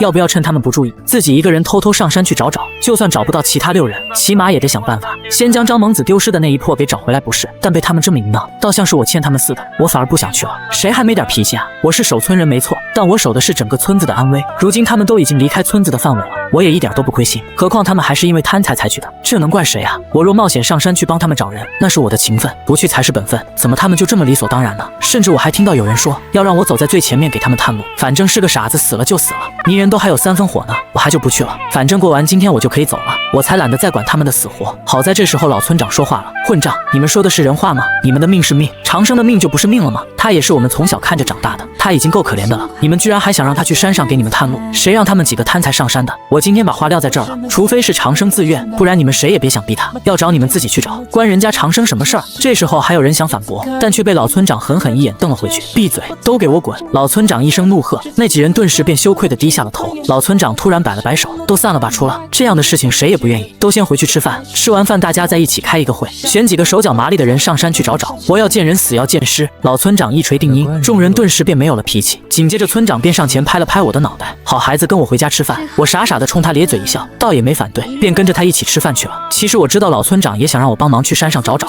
他是我们村辈分最高的人，自然也曾听说过守村人的说法。果不其然，就在吃饭的时候，他在我面前旁敲侧击了起来。虽然我仍旧是一个劲儿的傻笑，但他却依然在我耳边说个没完，甚至还跟我直接打起了感情牌。我自然没有接茬，但却也感念老村长这几年对我的照顾。临走之前，我趁他不注意，偷偷用油渍在桌上写了“晚上”2个字，然后便离开了他们家。他若是足够细心，肯定能发现我在桌上的留言。没错，我今晚就帮忙去山上寻人，确切的说应该是凌晨，因为只要过了今晚的12点，我就算是完成了爷爷的3年之约，即使离开我们村的范围，应该也问题不大。反正现在都已经是中午了，距离凌晨12点也就只剩下区10几个小时，3年我都熬过来了，又怎可能在这时候破戒？于是我很坦然回到了村口的老槐树下，继续发呆并参悟起了山字，绝至于老村长等人。下午还真有人上山去找人了，只可惜他们们注定会无功而返，因为他们搜寻的范围甚至都没超出我能掌控动物和昆虫的范围。果不其然，等傍晚他们回来时，一个个几乎全都跟霜打的茄子似的，不仅人没找到，甚至连他们自己都差点走失在山里。此时的他们全都慌了神，全都围在了老村长的身边，七嘴八舌地询问接下来该如何是好。老村长应该已经看到了我的留言，相比之下他还算是冷静，最后也不知说了些什么，总算是勉强将他们给打发了回去。然后他再次找到了我，非拉着我去他家里吃晚饭，我也没拒绝，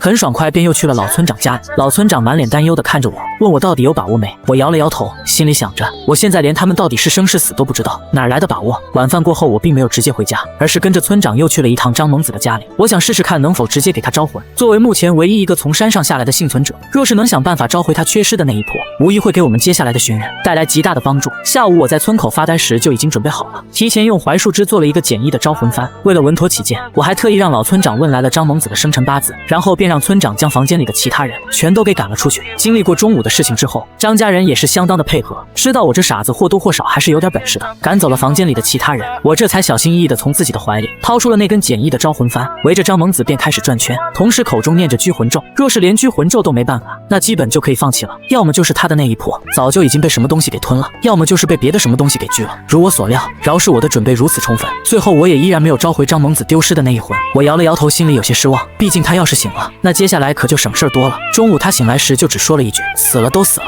谁知道他说的是那伙外乡人，还是带路的那几个村民。我叹了口气，无奈只能选择放弃，很快就从屋里走了出来。老村长急忙带人迎了上来，当即便满脸关切地问道：怎么样了？他醒了吗？我摇了摇头，什么也没说，随即转身离开了这里。看来待会儿上山又多了一个任务，还得想办法找到张猛子丢失的那一魄才行。老村长大概还以为我现在就要上山去寻人，所以他并没有阻拦，反倒是帮我拦住了张家的一行人。殊不知我压根儿就没上山，而是直接回家去了。最后我硬是熬到了晚上的11点半，这才不紧不慢地出发赶往了后山。从我家到后山的分界处刚好需要半小时的路程，现在出发时间刚好。今晚是除夕夜，本该是个喜庆且热闹的日子，然而今晚却是格外的宁静。我时间控制得很好，刚好赶在了凌晨12点左右，抵达了后山的半山腰处。再往前走就已经不属于我们村的范围了。好在我能掌控动物和昆虫的范围，却已经超出了我们村，所以我毫不犹豫便控制着周围的动物和昆虫散了出去。不过在此之前，我还有另外一件事情需要去做，我需要先确认一下，一旦离开我们村的范围，自己是否还拥有着控制这些动物和昆虫的能力。毕竟这个能力是守村人的身份赋予我的，若是离开了我们村，我还真有些没底。我故意在边缘处多待了几分钟，确认已经过了凌晨12点，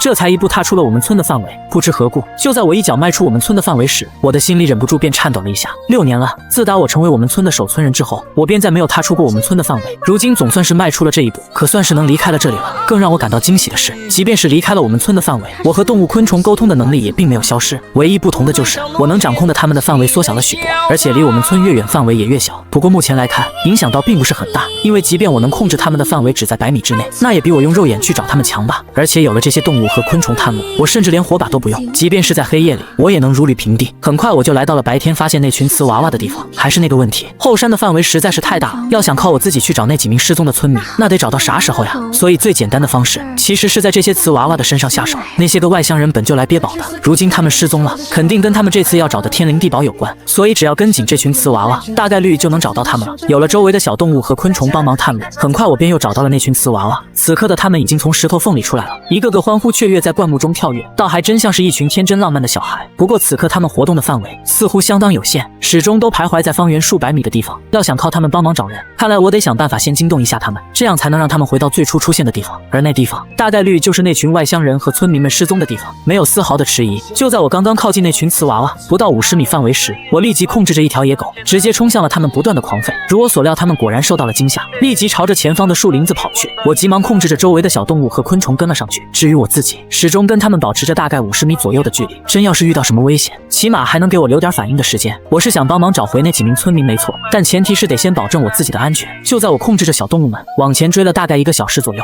前方忽然传来了一道让我无比心悸的气息。我猛然间停下脚步，还没等我反应过来，我便听到了一声极为凄厉的惨叫，正是追在前面那只野狗发出来的。然后我就通过其他动物和昆虫的视角，看到了极为恐怖的一幕。前方的一处山坳口，此时竟出现了一尊足有2人高的石像，关键的石像居然还是活的。就在那群瓷娃娃刚刚通过山坳的一瞬间，身后的野狗正准备追上去时，原本一动不动的石像，此刻竟突然间睁开的眼睛，随即便高高举起了手里的石锤，当场就将野狗砸成了肉泥。当时我几乎魂儿都快吓没了，同时本能般便猛一缩自己的脖子，整个立即便趴在了草丛里。什么情况？冷汗几乎瞬间便打湿了我的衣服。谁能想到这后山中居然还隐藏着如此恐怖的存在？那玩意儿是石像吗？石像怎么可能复活呢？难不成那群外乡人和其他几名村民就是死在了这尊石像手中？而且那一幕还刚好被张猛子给看见了，所以他才受到了惊吓。我越想越觉得很有可能，忍不住猛吞了一口口水，我才小心翼翼地抬起了脑袋，向石像所在的山坳口看了过去。庆幸的是，石像好像并没有发现我，而且他此刻也已经再度恢复了正常，直直地站在那一动也不动。我皱了皱眉，心中不由得有些打起了退堂鼓。不过那石像虽然看着恐怖，但以他刚才的速度，我又觉得自己未必不能躲开。或许那群外乡人还并没有死，至少没有完全死绝。最起码以我对蛇道人的了解，他应该是能顺利的通过这里的。也就是说，他们中的绝大部分人很可能已经通过了不远处的山坳，只是不知那山坳口中到底有什么，居然会有这样的石像守护。莫非是阵法？除了阵法，我还真想不到还有什么别的办法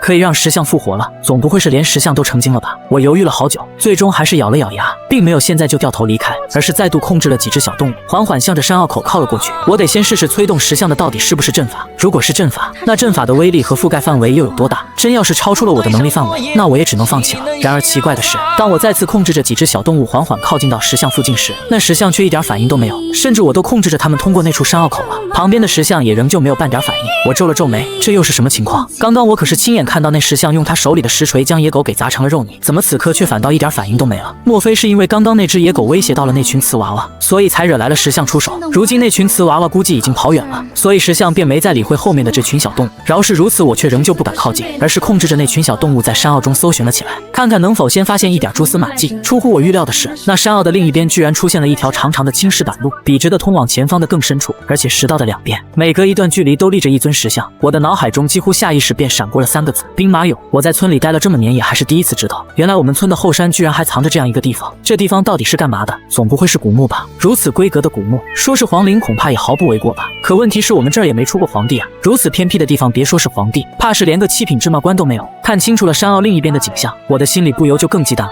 但同时也有些好奇。若是没有那尊石像在一旁虎视眈眈，我是真想过去看看。直觉地告诉我，我们村绝对有秘密。先前那群来这儿憋宝的守村人，多半也就是冲着这里来的，而且他们肯定已经进去了。很快，我能控制那群小动物的范围也已经到了极限，但却远没有到石道的尽头。再往前走，我可就什么也看不见了。要想搞清楚这条石道的尽头到底有什么，恐怕就只能我自己亲自前往了。想到这里，我忍不住便小心翼翼地往前又靠近了一段距离，最终停留在了距离山坳口大概20米远的位置。我不敢再往前了，只能控制着周围的小动物再次帮我趟路。这一次，我甚至直接让小动物们爬到了石像的身上，但它却仍旧没有任何反应。我在原地足足观察了将近1刻钟的样子，确定石像应该暂时不会再暴起伤人，这才鼓足了勇气，试探性的一步步向着山坳口走去。我浑身都是冷汗，目光死死地盯着不远处的石像，生怕它突然暴起，抡起石锤给我也来一下。尤其是经过那条野狗的尸体时，更是让我浑身的汗毛都立了起来，脚下却不敢有半点停歇。短短20米的距离，最后我竟足足走了有5-6分钟那么久。不过庆幸的是，整个过程石像始终都没有任何反应，而这也让我越发确信，刚刚石像之所以会复活，恐怕真就跟先前那群瓷娃娃脱不了干系。成功穿过了山坳口，我身上的衣服也已经湿透了，但我来不及多想，立即打量起了我面前的石道。尽管我刚才已经通过那些小动物的视角看见了石道，但当我亲眼见时，心中依然感到无比的震撼。主要是这条石道实在是太长了，一眼根本就望不见尽头，甚至即便我第一时间就又控制着那些小动物继续往前探路，此刻也仍旧没有看到这条石道的尽头。这得是多大的工程？尤其这里还是深山，根本就不可能动用大型机械，全都只能靠人力去堆。难以想象，当年为了修建这条石道，到底得花费多少的人力和物力。偏偏这么大的工程，村里竟压根儿就没人知晓此事，这就有些古怪了。毕竟这里肯定不是1-2年就能修好的，动辄便是几十上百年。如此大的动静，即便是年代久远，应该也会在村里留下只言片语的传说才是。除非我们村是在这里修好了之后才搬迁来的。想到这里，我忍不住叹了口气，这才小心翼翼地缓缓向前走去。由于这石道的两边也有石像站岗，每走一步都是提心吊胆的。直到我已经往前走出了一段距离，确定这石道两边的石像同样没有复活的迹象，我才稍微心安了一些，加快了脚步。但走着走着，便突然发现了不对，因为越往前走，前方的石道就越宽，同时石道两边的石像也变得越来越大。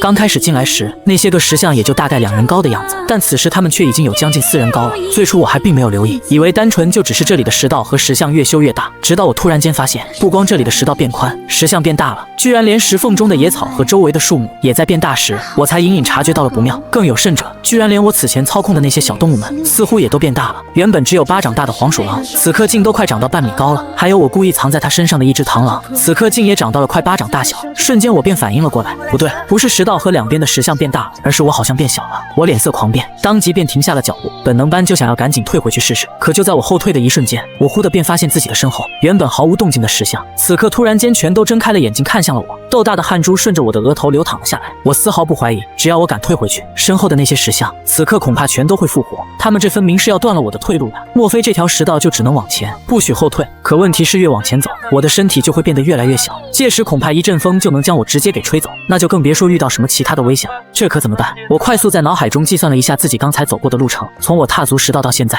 差不多已经往前走了快4、5里的样子。但这肯定不是准确的，因为每往前一段距离，我的身体就会在我毫不知情的情况下缩小1分，这样我用自己脚程判断出的距离肯定是有误的。但这难不倒我，因为刚刚我除了用脚程判断过自己前进的距离，同时我还记住了我经过的每一个石像。从我踏足石道到现在，我拢共经过了大概200个石像，而每个石像之间的距离大概是5米，这应该是固定的，所以我真正走的距离应该只有1000米左右。如此说来，眼前的这条石道似乎也没我想象中的那么长，一切都只是我缩小后的错觉而已。既然不能后退，那我也只能硬着头皮继续往前走了，走一步看一步吧。哪怕明知道前面肯定还有什么别的危险，那也总好过回去面对那群随时都有可能会复活的石像吧。先前那条野狗的死状还历历在目，我可不想步入它的后尘。如我所料，越往前走，我的身体还在进一步的缩小，最后我甚至都变得跟前面帮我探路的黄鼠狼一般高了。若非我现在仍旧能掌控它，我都觉得自己可能打不过它了。想到这里，我的眼前突然就亮了。既然越往前走，我就会越变越小，那先前进入这里的其他人，想必也都有着跟我一样的遭遇。若是再次跟他们遇见，那我岂不是很容易就能拿捏住他们？毕竟我虽然变小了，但我控制的这些动物们却没有呀。到时候他们一个个变得跟鸡崽子似的，别说是黄鼠狼，就算是只老鼠，恐怕都能分分钟解决掉他们。虽然我在外面奈何不了他们，可若是在这里，想到这里，我的脸上顿时就有些兴奋了起来，脑海中瞬间便蹦出了那句福兮祸所伏，祸兮福所倚。眼前看似危机重重，实则却好像反倒成了我的主场。不过前提是眼前的这条石道必须得足够长，足可以将我们全都缩小到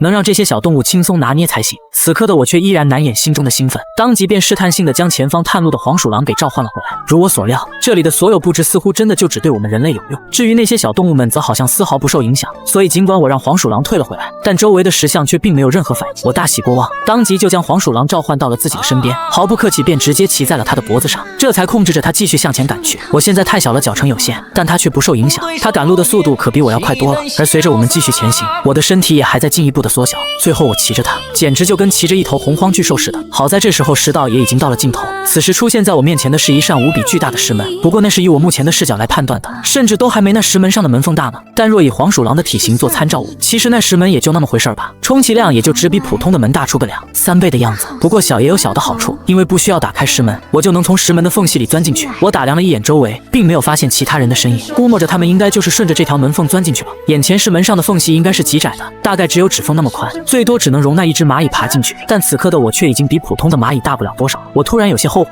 早知道刚刚我就控制几只蚂蚁进来了。现在可倒好，我身边最小的就是那只肥螳螂，连它也进不去了，只能是我自己一个人进去了，可算是找到他们了。可惜了，我暗叹了一声，原以为自己只要跟那帮外乡人遇见，我就能轻松加愉快地拿捏住他们，谁曾想竟被眼前的这扇石门给挡住了。要是这里的门缝能再稍微宽一点就好了，这样我就能带着那只肥螳螂一起进去了。最终我也只能很无奈地选择了放弃，转而一个人从门缝钻了进去。至于那头黄鼠狼和肥螳螂以及其他跟我一起过来的小动物，则是被我留在门口守着。虽说不能带他们一起进去，但有他们在这儿守着，倒也同样给了我不小的安全感，起码给自己留了一条退路。实在不行，大不了我见势不妙就赶紧退出来呗。只要退到这里，就算那些外乡人再怎么厉害，到时候也奈何我不得。想到这里，我这才稍微心安了许多。很快我顺着门缝进入到了石门背后的空间，出乎预料的是，里面的格局居然跟外面并没有什么太大区别。此刻出现在我面前的同样也是一条长长的石道，石道的两旁同样每隔一段距离就会出现一尊石像，前面隐约可见一团巨大的火光，该不会是长明灯吧？莫非这里面真是一处古墓？带着这样的疑问，我毫不犹豫向着前方赶去。既然有火光，那就说明我先前的判断没错，那群外乡人肯定也已经进入到了这里，而且多半就在那团火光附近。只不过我现在实在是太小了，饶是我都拿出吃奶的力气向前狂奔了，但我行进的距离却仍旧很有限。我算了一下，我差不多足足往前狂奔了将近1刻钟的样子，这才走到了第2尊石像处。也就是说，在我全速赶路的状态下，我1刻钟也才往前行进了5米。我有些气馁，同时越发怀念起刚刚骑着黄鼠狼赶路时的场景。但想归想，我脚下的速度却是一点也不慢，很快我就又来到了第3尊石像处。这时我才惊愕地发现，这一次我好像只花了10分钟的时间。抬头再看我旁边的石像，此刻的他在我眼中虽然同样巨大，但却已经远不及刚才的那2尊了。我惊疑了一声，瞧这架势，莫非是我的身体又在开始变大了？我惊疑不定，当即向着第4尊石像跑去，发现果然如此。这一次我只花了5分钟，而且那石像也在我面前进一步缩小了。确切地说，应该是我的身体又在我不知不觉中变大了许多。果然如此，我眼前一亮，倒是没有想到，刚刚是越往前走就变得越来越小，可这里面却是越往前走身体就越大，照这样的速度下去，恐怕要不了多久，我就能恢复到正常大小了。想到这里，我的速度不由就更快了。如此大概又过了5分钟的样子，在我又经过了5尊石像后，我的身体果然便恢复到了正常大小。同时，我也来到了那处火光的附近，隐隐我甚至都能听到前方传来了有人说话的声音，他们果然也在这里。而我刚刚看到的那处巨大火光，实则也仅仅是他们其中一人手里举着的一支火把而已，可算是找到他们了。就在这时，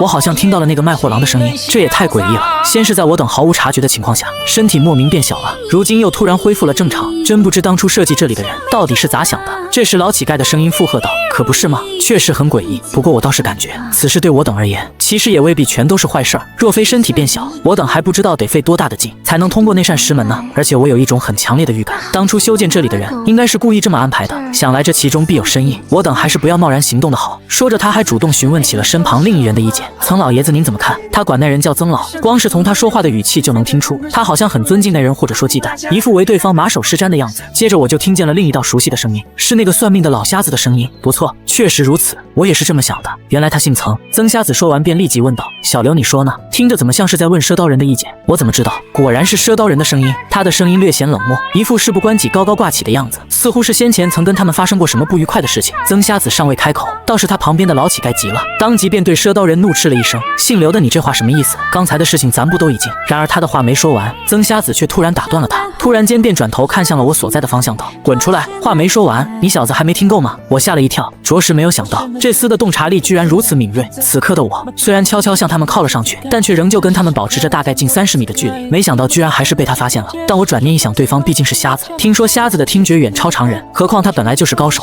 能发现我似乎也并不是很奇怪。突然间的变故无疑将众人吓了一跳，纷纷都向着曾瞎子所指的方向看了过来，尤其是那个老乞丐，此刻更是下意识就从自己的麻袋中掏出了武器，那是一把明晃晃的砍刀，一看就是沾染过人命的杀生刃。此刻的他们似乎同样也才刚走完10道，神经紧绷，冷不丁听到曾瞎子说暗中还藏着一个人，他们一个个的几乎都炸毛了，大有一言不合就要直接出手的架势。我急忙大喊：“别！”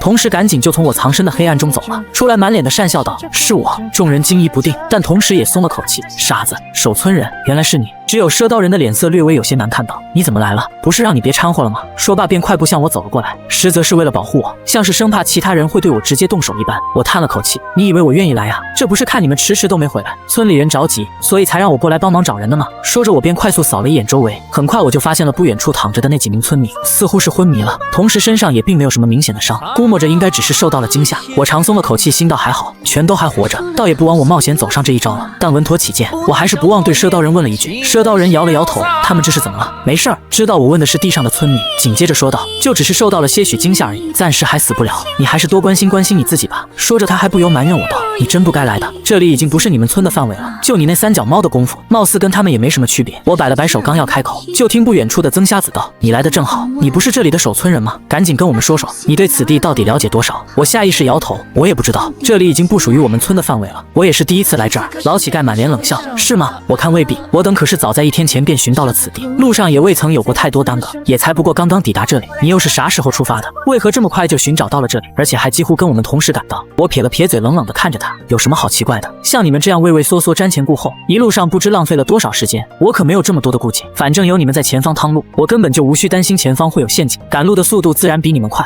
那你又是如何找到这里的呢？”老乞丐继续逼问，脸上明显有些不怀好意。若非有赊刀人在场，他恐怕早就已经出手擒下我了。当然是张猛子告诉我。我毫不犹豫道：“他说你们全死了，我还以为你们真死了呢。”老乞丐明显愣了一下：“谁是张猛子？”我很没好气地指了指不远处地上躺着的那几名村民道：“还能是谁？当然是之前跟他们一起给你们带路的那位。你以为我会怕你？”我话音刚落，所有人都不由愣了一下，其中也包括了我面前的赊刀人，连他都不由回头满脸诧异地看向了我。“你是说那人居然回去了？”所有人都目光灼灼地看着我，我有些莫名其妙地点了点头：“对啊，怎么了？有什么问题吗？”众人大喜过望，甚至连赊刀人都满脸期待地看向了我。“你确定他回去了？”我很肯定地点头，随即话锋一转：“不过他好像受到了极大的惊吓，甚至连魂都丢了。”曾瞎子急忙对我摆了摆手：“无妨。”紧接着问道：“那他可有告诉过你他是怎么从这里出去的？”听他这么一说，我脸色这才变了：“不会吧？你们可别告诉我，那家伙居然也跟你们进来了，而且还顺利地从这里出去了。”众人满脸激动地看着我：“不然呢？快，赶紧跟我们说说，那家伙到底是怎么出去的？”我白了他们一眼：“我哪知道呀？我不都说了那家伙受到惊吓了吗？能告诉我你们在这里，那都是我用了点非常手段。当时我又不知道他他是从这里出去的，更不知道这鬼地方只能进不能出，所以我只是问清楚你们所在的大概方向，就立即赶来了。我话音刚落，众人刚刚还满脸希冀的脸上，顿时就又垮了下来，尤其是老乞丐，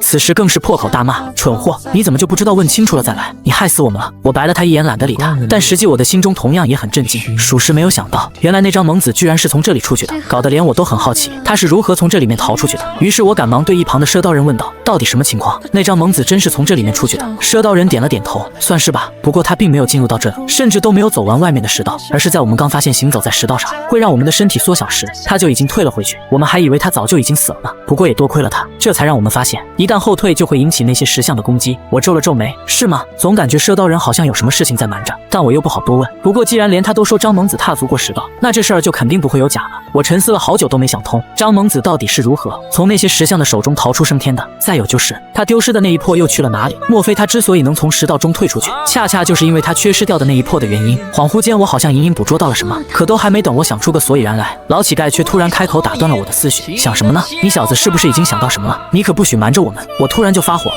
滚一边去！因为一旦被他打断，我的思绪几乎瞬间便烟消云散，那种眼看就快要突破到真相，但却被人硬生生打断，简直让人抓狂。若非此时的情况不允许，我甚至恨不得直接冲上前去给他一耳光。老乞丐显然没有想到我居然敢这么跟他说话，被我一吼他顿时就怒了，抬手便是一巴掌狠狠地向我扇了过来。我毫不畏惧，顺手就从赊刀人的身上抽出一把短刀，猛地一刀便向着他的手腕处切出，同时大吼了一声：你他娘的动我一下试试！真以为老子怕了你不成？别说是老乞丐了，就是其他人也都没想到我会突然间变得如此强硬，纷纷都向我投来了异样的眼神。老乞丐本来就火大，眼见我竟还敢冲他拔刀，他心里的火气不由就更盛了，当即便同样怒吼了一声：找死！说罢便同样扬起了他手里的大砍刀。这时候赊刀人在短暂的惊愕后也急忙站了出来，直接护在了我的面前。你可以试试。老乞丐气得够呛，但他显然也自知自己远不是赊刀人的对手，但也许是仗着周围还有其他人撑腰，他倒也并没有退缩，而是怒道：滚开！这是我跟这傻小子之间的事情，与你无关。只可惜赊刀人却连看都懒得看他一眼，那就更别说是让开了，顿时就让老乞丐有些下不来台，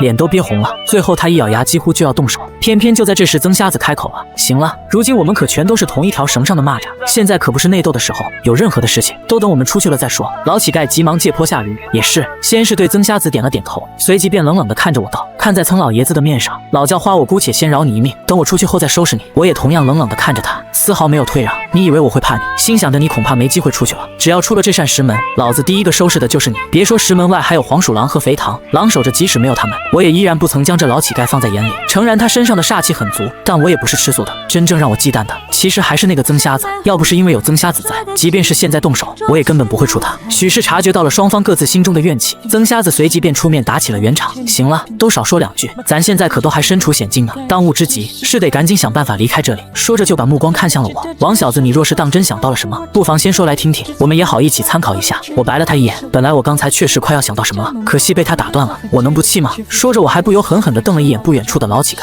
这才又继续说道：不过我觉得既然张蒙子都能出去，起码证明这里并非真正的绝地，肯定是有办法出去，只是我们暂时还没发现罢了。曾瞎子点了点头，我也是这么想的，既然有人已经出去了，那就说明情况可能还并没有我们想的那么糟糕，只要我们大家伙团结一心，肯定是能出去的，无非就是多花一点时间而已。说着就把目光扫向了前方，反正咱现在一时半会儿也出不去，要不咱就先一起先打探一下这里。卖货郎和老乞丐急忙附和：曾老爷子所言甚是，入宝山又岂有空手回的道理？既然都来了，自然是要好好的先检查一下这里，哪怕只是参观一下也好。此地的手段堪称惊为天人，当年他的主人必然也是惊才绝艳之辈，但凡能有所获，恐怕都会让我等受益匪浅。说话间，老乞丐随即便上前，给了地上那6名村民每人一耳光，很快就将他们叫醒了过来，显然是打算让他们走前面帮忙探路。醒来后的村民全都面露惊恐，一副受到了很大惊吓的样子，连连摆手：别杀我们，我求求你们了，你们就放我们离开这里吧，大不了我们把钱退给你们还不行吗？话音刚落，其中一人随即便注意到了后面的我，眼前顿时就亮了：傻子，你怎么也来了？我还没有说话，他旁边的另一名村民便立即说道：太好了，你们可以让傻子给你们探路呀，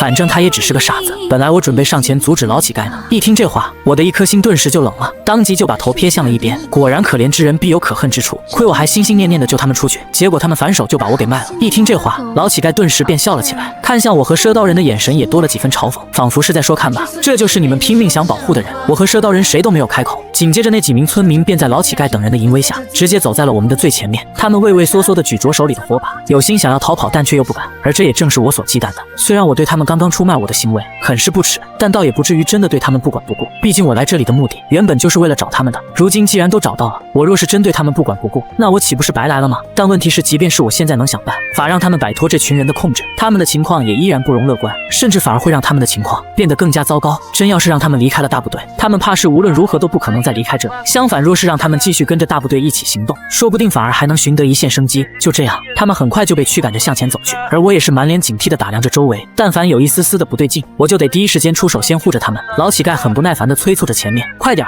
时不时就会踹上他们一脚。看得出来，这几个村民先前应该已经被他们逼着探过路了，满脸都是惊恐的表情。想到这里，我忍不住便又看了看旁边的赊刀人，见他满脸苦笑，瞬间我便确定自己心中的猜测。看样子张猛子先前肯定不是因为惊慌失措才退回去的，多半也是被他们给逼的。我就知道他们没那么好心，这帮家伙不惜花重金雇佣这些村民上门，恐怕从一开始就不只是为了带路，应该是老早就存了想用他们探路的想法。这帮王八蛋，难怪我刚才总感觉赊刀人好像有什么事情在瞒着我，他肯定是担心我在得知此事后会忍不住替张猛子打抱不平，进而得罪他们这伙人，所以他才选择了隐瞒。只不过他们谁都没有想到，张猛子居然真的误打误撞的逃离了这里，怪不得他们刚刚会如此的激动。我小心翼翼地打量着周围，同样跟随着人群缓缓向前挪步。旁边的赊刀人突然拽了我一把，突然间便压低了声音，满脸的责备道：“臭小子，谁让你来的？我不都说了不让你掺和这事儿了吗？这地方太危险了，到时你若出了什么意外，我可怎么跟你爷爷交代啊？”我诧异地看着他，虽然我知道他跟我爷爷有交集，但貌似也没多大交情吧？他犯得着跟我爷爷交代吗？甚至还想带我一起离开。我的心中莫名便生出了一个荒诞的想法，难不成他才是我爷爷在信中提到的那个来接我的人？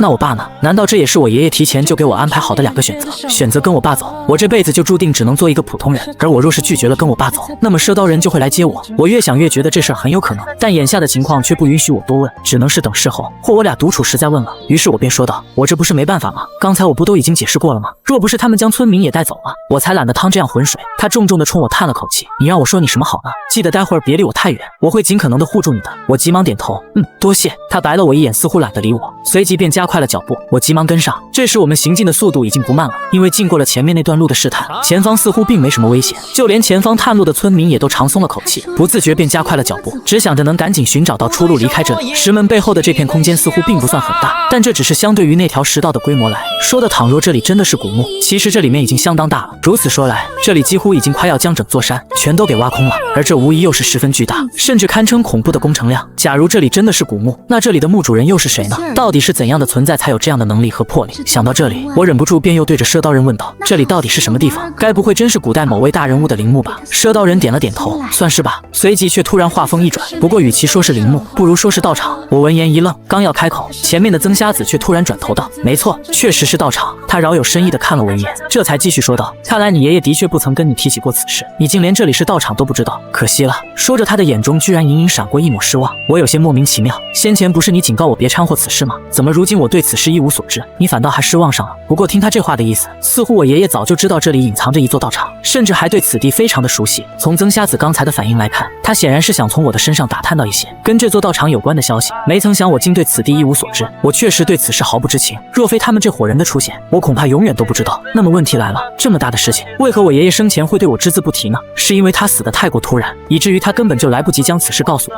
还是因为这里太危险，他不想让我淌这趟浑水？想到这里，我脚下的步伐不由就变得更小心了，唯恐触发到了什么机关陷阱。赊刀人见此情形，忍不住便笑了起来：“没用的，倘若此处道场的主人真的有心要杀我们恐怕早就已经死了，就算你再小心也没用。”我摇了摇头，并不敢苟同，甚至还故意提高了音量：“是吗？真要像你说的那样，那他们又干嘛要找人来探路呢？早死晚死不一样也是死吗？”赊刀人明显被我这话给噎住了。与此同时，最前方那6名村民也听到了我的话，不由得一愣，纷纷都转头看向了我。原来你不傻呀，你是啥时候恢复正常的？不等我开口，另一人便急忙说道：“长生，你认识他们是吗？那你快赶紧帮我们求求情呀！我们就只是普通的庄稼汉而已，我们哪懂这些啊？你快告诉他们，大不了我们把钱退给他们，赶紧放我们离开这里吧。”其他几名村民也纷纷附和，有2个甚至想直接向着我这边走来，但却被老乞丐狠狠一脚踹了回去：“滚一边去，安心给我们带路！一帮子蠢货，你们也太瞧得起他了，他算什么东西？求情有用吗？再者说了，就算我们现在放了你们以为就能安全的离开这里吗？别做梦了，那样只会让你们死得更快。赶紧走，不然我现在就宰了你们。他话音刚落，旁边的赊刀人几乎立即便伸手拽住了我，像是唯恐我真的会不顾一切的冲上去救他们似的。我摇了摇头道：没事儿，你不用这么防着我。其实他是对的，且不说我根本就没那么大的面子，让他们放人，即使放了他们，他们也一样不可能离开这里，说不定反而还会死得更快。别说是他们，其实我们现在的处境也并没有比他们好到哪去。若是不能尽快找到一条安全的通道，到时怕是我们所有人都会被困死在这里。我话音刚落，老乞丐忍不住便冲我冷哼了一声，算你识相。随即便又对那帮村民们说道：听见了没？连你们守村人都这么说了，你们就别挣扎了，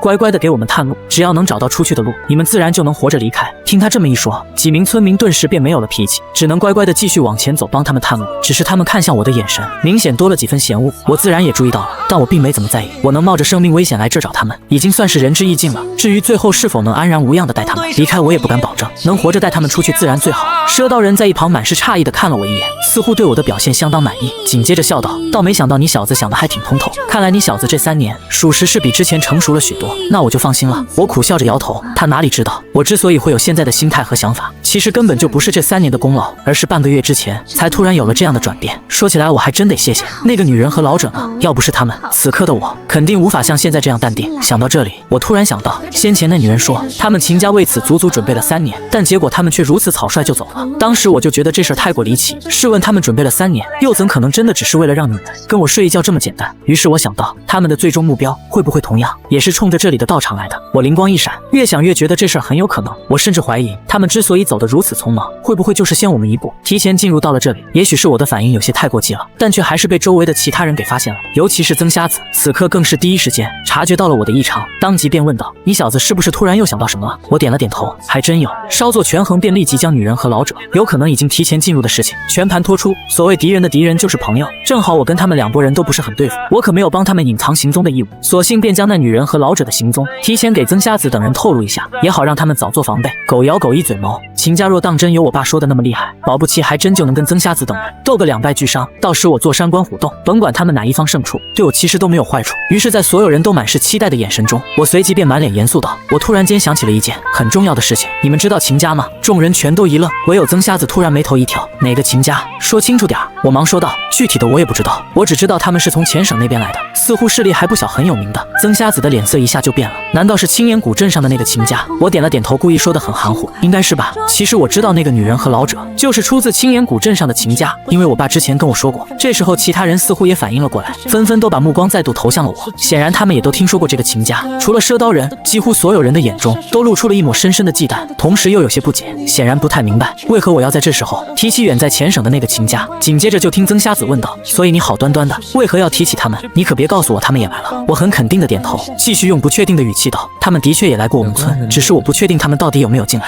曾瞎子脸色狂变，几乎一个箭步便冲到了我的面前，满脸的严肃道：具体什么时候来的？他们来了多少人？我忙说道：半个月前，不过他们一共就只有2个人，一个老头外加一个病恹恹的女人。那老头好像姓冯，而且他还管那个女人叫小姐。不远处的卖货郎下意识便倒吸了一口凉气，总不会是冯天魁那个疯子吧？旁边的老乞丐同样脸色巨变，肯定是他，这下麻烦了。假如那家伙真的早在半个月前就已经来这儿了，那他岂不是早就已经进来过了？以秦家的德行，怕是早就已经将该拿走的东西全都给拿走了。这时曾瞎子突然摇了摇头：不对，你只见过他们进来，可曾见过他们离开？我摇了摇头，我不仅没见过他们离开，甚至连他们是否进来也不知道。当时他们跟你们一样，只在我们村待了1晚上，等我醒来的时候，他们就已经不见了。之后我就再没有见过他们。曾瞎子微微翻了翻眼白，都小心点儿，如果我没猜错的话，说不定他们此刻依然还在这里面。听他这么一说，众人的脸色不由就更难看了，毕竟那可是秦家呀，可不是他们这些散兵游勇所能比的。倘若秦家的那2人已经走了，即便他们已经将这里面的东西给带走了，起码他们还能有点洋蜡可以捡。可他们若是依然还在这里面，他们怕是连对那些洋落都不敢有丝毫想法。更要命的是，倘若他们真的也在这里面，那他们可是足足在这里面待了10几天呀，这显然不符合常理。正常情况下，只要他们拿到了自己想要的东西，自然就离开了，而他们却直到现在都没走，那就很有可能被困在了这里。连秦家都没想到离开这里的办法，那就更别说他们了。许是察觉到了众人脸上的惊恐，曾瞎子忍不住厉喝了一声：慌什么？没听见这小子说吗？他们一共也才来了2个人而已，一个病恹恹的女人，外加一个老头。就算那厮真的是冯天魁，此刻多半也已经是强弩之末了，有什么好怕的？听他这么一说，众人这才神色稍缓。但紧接着那老乞丐却突然又把矛头对准了我。小王八蛋，这么重要的消息，你怎么不早点说？你想害死我们吗？我看你小子分明就是故意的。我勃然大怒，毫不客气便直接骂道：老王八蛋，老子忍你很久了，你以为你谁啊？我凭什么要告诉你？你要是不服气，要不咱俩练练。面对老乞丐一而再再而三的针对，我实在是忍无可忍。明眼人一看就这货是在故意针对我，但凡有机会他就想挑拨众人，试图将我推到所有人的对立面。不知道的还以为我俩有杀父之仇呢。如我所料，面对我的突然爆发，老乞丐也不由瞬间暴怒，老脸立即就被气得满脸通红。他自以为自己可以很轻松就拿捏住我，谁曾想我竟敢当着这么多人的面直接跟他对骂，顿时就打了他一个措手不及。不光是他，紧接着就连周围的其他人也不由满脸诧异地看向了我，显然没有想到我的反应居然会这么大。老乞丐怒极反笑，一连说了3个好字，随即怒道：小子，你成功激怒我了，我倒要看看王九那个老匹夫这些年都教会了你哪些本事。他气急败坏地说完就要动手，但却被赊刀人挥刀给拦住了。你敢动他一下试试？老乞丐恶狠狠地咬牙道：姓刘的，此事与你无关，趁早给我滚开，不然我连你一起砍。赊刀人满脸不屑，刚要上手，就凭你？我却突然上前一步道：就凭你？没事儿，我能对付他。他不是想见识见识爷爷教了我哪些本事吗？那便让他见识见识好了，借你的刀一用。说完，我伸手想去抽赊刀人腰间的短刀，但却被赊刀人给按住了。他满脸的担忧道：臭小子，你行不行？你可别冲动，别看这老叫花实力不咋地，但出手却是出了名的阴狠。我摆了摆手，无妨，我知道这家伙杀人不眨眼，但我也不是好欺负的。说着，我便强行从他腰间拔出的那把短刀，同时自顾自说道：我的刀也未尝不利。赊刀人突然眼前一亮，随即便对我重重点头：那你就去砍了他，正好我也早看这家伙不爽了，你要是能砍了他，我这把刀就送给你了。我点了点头，得嘞，随即便将手里的短刀直接对准了对面的老乞丐。来战！老乞丐恶狠狠地咬牙，找死！同样也亮出了手里的砍刀，眼看就要直接向我扑来。偏偏就在这时，一旁始终没有开口的曾瞎子突然间开口了：够了，还嫌现在的情况不够乱吗？都给我住手！一听这话，老乞丐的脸上顿时就急了，刚要开口，但却被曾瞎子恶狠狠地打断：闭嘴，收起你那点小心思，别以为我不知道你咋想的。当年你儿子在这一带派花子，被王九宰了，你连屁都不敢放一个。如今王九死了，你不就是想杀了这小子，给你的儿子报仇吗？我恍然大悟，我就说这厮怎么毫无缘由就处处针对我，原来这厮居然跟我爷爷有仇，而且还是杀子之仇，那就难怪了。紧接着就听曾瞎子继续说道：你想找他报仇我不管，但不是现在，这小子现在还有用，等出去后随便你们怎么折腾。老乞丐咬了咬牙，行，心里纵有万般的不情愿，此刻也只能无奈的点头，只是看向我的眼神变得越发阴狠了起来。我丝毫不怀疑，一旦等我们离开了这里，这家伙怕是第一时间就会对我直接出手。不过由此也能看出，在场几乎没人不怕曾瞎子，但凡是他开口了，谁也不敢违背。我越发好奇，这曾瞎子到底是什么修为？他一个双目失明的残疾人，居然能力压这么多豪强，难怪赊刀人那晚会如此的紧张。随后曾瞎子吩咐道：出发，继续走，都小心点，看看这周围有没有其他人活动过的痕迹。随着曾瞎子一声令下，所有人都又开始继续往前走，而我也很不情愿的将手里的短刀还给了赊刀人，满脸的遗憾道：可惜了，我还以为能白嫖你一把刀呢。赊刀人咧嘴一笑：你就这么有把握？我很肯定的点头，当然，要不你先把刀给我，等我出去后再继续履行咱俩的赌约。我并没有刻意压低自己的音量，所有人都听到了，其中自然也包括了前面的老乞丐，忍不住便回头瞪了我一眼：小子，你死定了！我撇了撇嘴，懒得理他，而是满脸期待的对赊刀人问道：如何？赊刀人白了我一眼，想都别想，立即就将短刀收了回去。但他紧接着便又话锋一转：不过看在你小子这么有志气的份上，我倒是可以考虑先赊把刀给你。说完就从袖子里取出了另外一柄短刀递给了我，我急忙接过：要给钱吗？他很严肃的点头：当然，这是我们赊刀人的规矩，谁也不能例外。说着他还不由沉吟了片刻：要不这样吧，等你哪天能打过我的时候，我再来收钱。我眼前一亮，对于赊刀人的实力，我还是大概有一定认知的，连我爷爷都对他赞不绝口，尤其是等闲之辈。毫不夸张的讲，在场这么多人，除了曾瞎子，恐怕没人是他对手。等我能打过他，那还不得等到猴年马月？所以这玩意儿几乎跟白送没什么分别。于是我很爽快便答应了下来，毫不客气将短刀收入囊中。别说我还挺喜欢他给我的这把短刀，入手冰凉，一看就不是凡物。我赶忙道谢。就在这时，前面的老乞丐却突然惊呼了一声：找到了！看来还真有人先我们一步进入到了这里。此言一出，所有人几乎立即便向前围了上去，我和赊刀人也不例外。顺着老乞丐所指的方向看去，很快我们就在不远处的角落发现了一处篝火燃烧过的痕迹。卖货郎眼疾手快，第一时间便赶紧凑了过去，抓起地上的灰烬便闻了闻，随即就把目光投向了我。看来这小子果然没有撒谎，从篝火燃烧的时间上判断，对方至少10天前就已经进入到了这里。众人骂骂咧咧，果然还是被人抢先一步了吗？脸色全都不太好看。唯独曾瞎子突然咧嘴一笑：其实这倒也未必是件坏事儿，只要他们还在这里面，那东西就肯定还在，有他们在前面帮我们探路，说不定还能给我们省下不少的事情。最起码我们不用再担心前面会有什么机关陷阱了。话音刚落，众人的眼前顿时就亮了。秦家不是号称以阵法和符箓一道传世的吗？据说整个西南地界上都无人能出其右，有他们在前面探路，倒确实可以给我们省下不少的事情。唯一比较棘手的就只有那个冯天魁，但我们有曾老爷子在，两人都是炼气化神巅峰境的高手，再加上我等，即便是冯天魁，恐怕也未必能在我们手中讨到半点好处。我心中一凛，炼气化神巅峰境吗？原来眼前的曾瞎子居然是炼气化神巅峰境，难怪赊刀人会对他如此的忌惮。不过真正让我吃惊的其实是那个冯天魁，想不到他也是炼气化神巅峰境，我浑身冷汗，突然有些庆幸，得亏了他们先前并没有真的杀我灭口，如若不然，我怕是连反抗的机会都没有。亏得我当时还以为自己能稳稳的拿捏住他们呢，看来即便他们不给我下药，他们也一样能将我治得服服帖帖的。感谢他们的不杀之恩。听完曾瞎子的分析，所有人都一扫刚才的颓废。偏偏就在这时，旁边的赊刀人却突然给他们泼了一盆凉水。我看未必，你们也说了，秦家本就是以阵法和符箓见长，可他们却直到现在都没离开，这说明什么？老乞丐冷冷地看着他，说明东西还在呗。许是因为赊刀人屡次三番地护着我，让他现在连赊刀人都一起恨上了。我却是第一时间便听出了赊刀人话里的言外之意，当时便满脸冷笑，蠢货，你就知道惦记那点东西还在，但你想过没有，连以阵法和符箓见长的秦家都被困在了这里这么多天，那我们呢？就算你们最后打败了那个姓冯的，乃至成功从他手里夺来了你们想要的东西，可到时候我们又该怎么出去呢？你该不会觉得你比那姓冯的还厉害吧？此言一出，所有人都不由沉默了起来，就连老乞丐都不由脸色一变，难得没有反驳我的话，接着就把目光投向了曾瞎子。曾瞎子突然摆了摆手，别急，这个我也想到了，先走一步看一步吧，车到山前必有路，实在不行，大不了我们到时就联手一起闯出去呗。既然连那个张猛子都能闯出去，我们自然也可以。众人纷纷点头，但却明显已经没有刚才的那股子兴奋劲儿。众人继续出发，由于这里已经有人来过一次了，所以我们下意识加快了脚步。很快我们就来到了地宫中的边缘地带，眼尖的老乞丐立即就发现了不远处角落中的另一堆篝火，卖货郎也急忙上前查看了一番，随即便得出了结论，说眼前这堆篝火大概是5天前的。听他这么一说，所有人都不由微微皱起了眉头。老乞丐这时便说出了自己的分析，5天前对方居然在这片区域待了整整5天时间，这显然有些不符合常理，因为从刚才那堆篝火到我们如今发现另外一堆篝火的地方，我们拢共才只走了不到半个小时，偏偏对方却在这里停留了至少5天的时间，这是为什么呢？甭管对方到底是不是冯天魁和那个女人，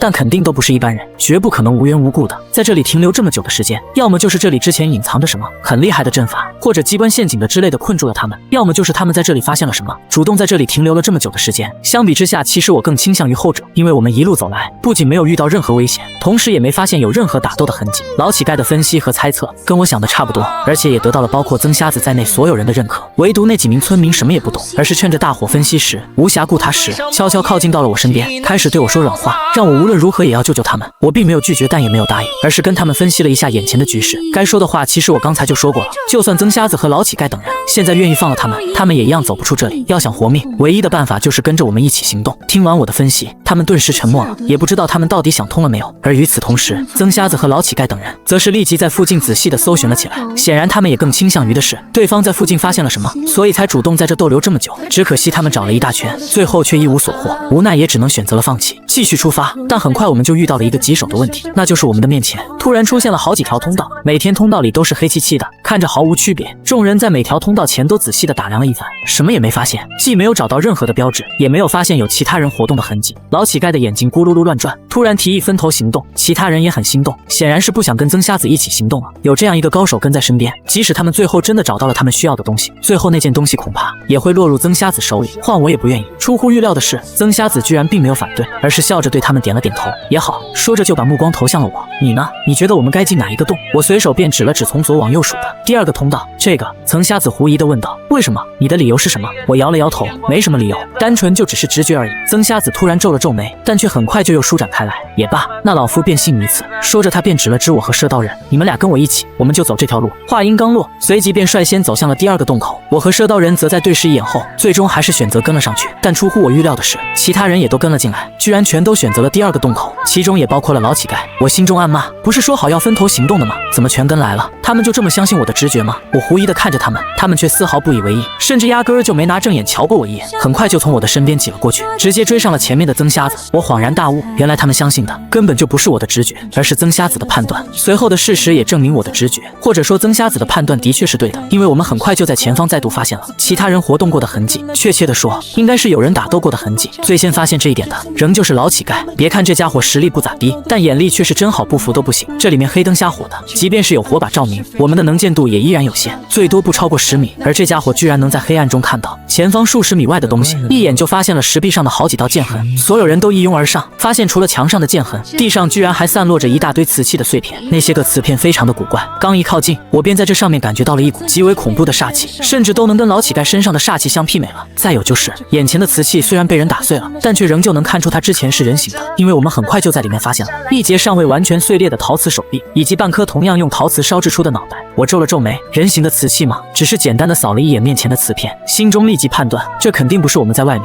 遇到的那些瓷娃娃，因为它太大了，甚至比正常人类的体型都要大，甚至能媲美在外面遇到的石像。我惊疑了一声，突然间想到，难不成我们刚刚在外面遇到的那些石像，也都是用瓷器烧制成的吗？可他身上的煞气又是怎么回事？总不会是骨灰瓷吧？我正惊疑不定，这时候前方的老乞丐突然惊疑了一声，似乎是在瓷片中找到了什么，举着它便径直走到了火把前。我定睛一看，脸色瞬间就变了，只见他手里拿着的居然是一小块衣服的碎片，而我一眼就认出这块碎片应该是从那名老者，也就是冯天魁的身上扯下来的。它的颜色和布料简直跟冯天魁身上那件唐装一模一样，果然是他们。没想到他们居然真的也在这里。与此同时，老乞丐很快就将手里的碎片交到了曾瞎子的手里。曾瞎子拿着那块碎片在鼻尖闻了闻，二话没说，当即就把我给叫了过去。不等他开口，我便立即对他点了点头。没错，这块布料应该是从冯天魁的身上扯下来的。当初他来我们村的时候，身上穿的就是这种料子的衣服。曾瞎子微微眯了眯眼，果然是他，随即便又上前摸了一下墙上的剑痕，然后他的脸上就更笃定了，确实是冯天魁的手。看样子他们之前应该是在这里经历了一场恶战，想不到以他的实力，居然也被搞得如此狼狈。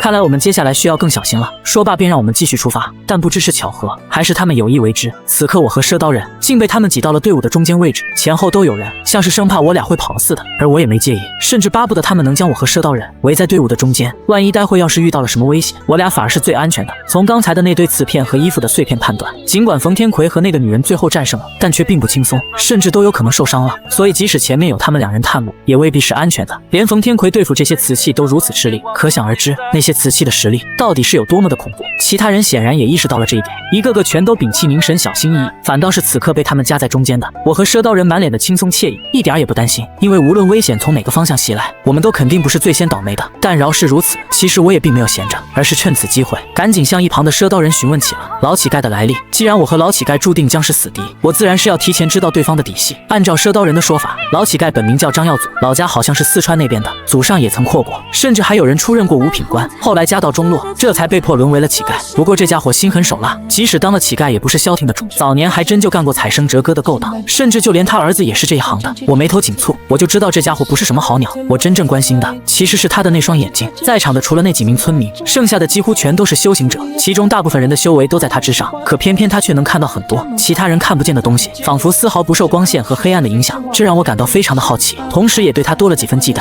本来我一直都没把他放在眼里，因为我早就看出这家伙的修为同样也只有炼精华7境，最多也就跟我半斤8两。但自打这家伙刚刚展现出远超常人的目力后，我却突然间生出了一丝丝的警惕。为了稳妥起见，我自然是要提前做好准备，只要出了那扇石门，我自然不怕。可万一这厮在里面就对我直接动手，我不得不防。这里面黑灯瞎火的，一旦动起手来，绝对将是他的主场。好在赊刀人并没让我失望，很快便说了跟他眼睛有关的事情。不过这事儿赊刀人知道的也有限，只能是猜测。他说这家伙之所以能做到夜能视物，很可能是他早就已经修炼成了地眼。我狐疑的看着他，什么地眼？简单来说其实就是阴阳眼，不过绝大部分的阴阳眼都是天生的，比如很多小孩在12岁以前天生就能看到别人看不见的东西，但地眼不一样，虽然它的功能和阴阳眼差不多，但它却是后天修炼出来的。我曾听说过一种很残忍的修炼地眼的方式，那就是在小孩刚出生时将他放进暗无天日的地窖中培养，数年如一日，一点光线都不让他看，等到这孩子长到6岁时，基本就练成所谓的地眼。所以我怀疑这老叫花的地眼很可能就是用这种方式练出来的，所以才造成了他如今的性格。我轻吸了口凉气，这么残忍。说着我还不由看了一眼老乞丐，压低了声音道，如此说来他倒也怪可怜的。赊刀人耸了耸肩，谁说不是呢？随即满脸的严肃道，不过可怜之人必有可恨之处，你可别心软，对敌人的仁慈就是对自己的残忍。当年你爷爷杀了他儿子，杀子之仇不共戴天，如今你爷爷死了，他已经没办法找你爷爷报仇，所以这笔账他肯定会算在你头上的。我点了点头，放心吧，我又不傻，反正他也不是什么好人，只要给我机会，我肯定不会手软，更不会有半点的心理负担。说话间，前面的队伍却突然停了下来，原来是老乞丐拦住了前方探路的那几名村民，同时下意识就对身后的乞其他人，做了个噤声的手势。前方似乎隐隐出现了亮光，应该快到头了。不出意外的话，我们很可能就要跟姓冯的对上了。这时候曾瞎子也突然开口了：“你们在这儿别动，我和小叫花先过去看看。”说完便跟着老乞丐独自向前走去，我们则在原地休息。这时我才发现，他们果然是故意的，因为即便是在休息的时候，剩下的人仍旧将我和赊刀人隐隐夹在了中间，满脸都是戒备的样子。赊刀人很不屑地对他们撇了撇嘴：“别那么紧张，我若是真要带他走，就凭你们可拦不住我。”说罢便一屁股直接坐在了地上，随便把我也拉到了他的旁边坐下，当着卖货郎和魔刀匠二人的面，直接问道：“接下来有什么打算没有？你若真想离开岛也不是不可以，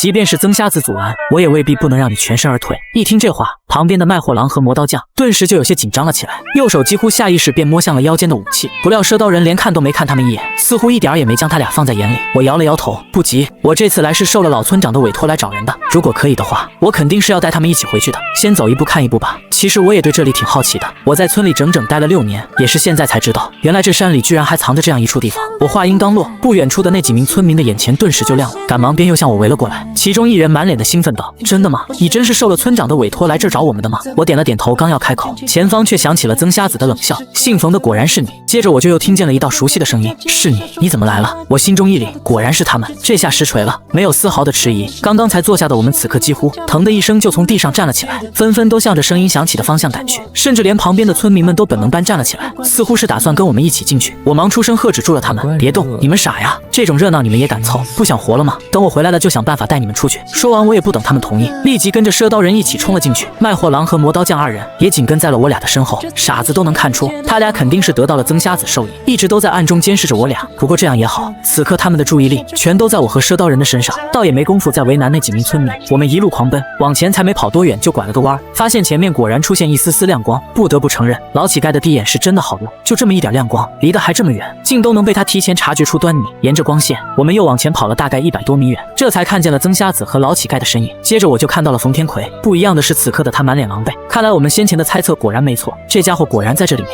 遇到了不小的麻烦。此时的他正孤身站在一块巨大的圆盘上，圆盘上密密麻麻地刻满了文字。由于距离的原因，我看得并不是很真切，只是隐约觉得这块圆盘的造型跟罗盘很像，但却比罗盘大得多。就在我们赶到这里的同时，曾瞎子也带着老乞丐来到那块巨大圆盘的边缘，眼看就要同样踏足圆盘的区域。冯天魁见此情形，顿时就急了：“站住，别过来！好不容易踩。”可他话还没说完呢，老乞丐就已经一脚踩在了圆盘上，顿时原本不动的圆盘，此刻几乎瞬间转动了起来。隐隐我甚至还听到有机械和锁链转动的咔咔声，然后就看到那圆盘上的某些字迹，此刻竟突然间亮了起来。冯天魁气急败坏，抬手便是一掌，直接将老乞丐轰飞了出去。与此同时，他自己也像是突然遭遇到了重击，张嘴便是一口鲜血喷了出来，紧接着就被什么东西震得连连后退，很快便同样脱离了圆盘的范围。曾瞎子脸色微变，赶忙便向冯天魁询问起了情况，怎么回事？只可惜冯天魁却并没有理会，而是赶紧从兜里掏出一只白色的小瓷瓶，倒出了好几粒药丸，一股脑的塞进了嘴里，这才咬牙切齿的说道：“还不是你们干的好事儿！”冯天魁的脸色难看到了极点，简直都要暴走了。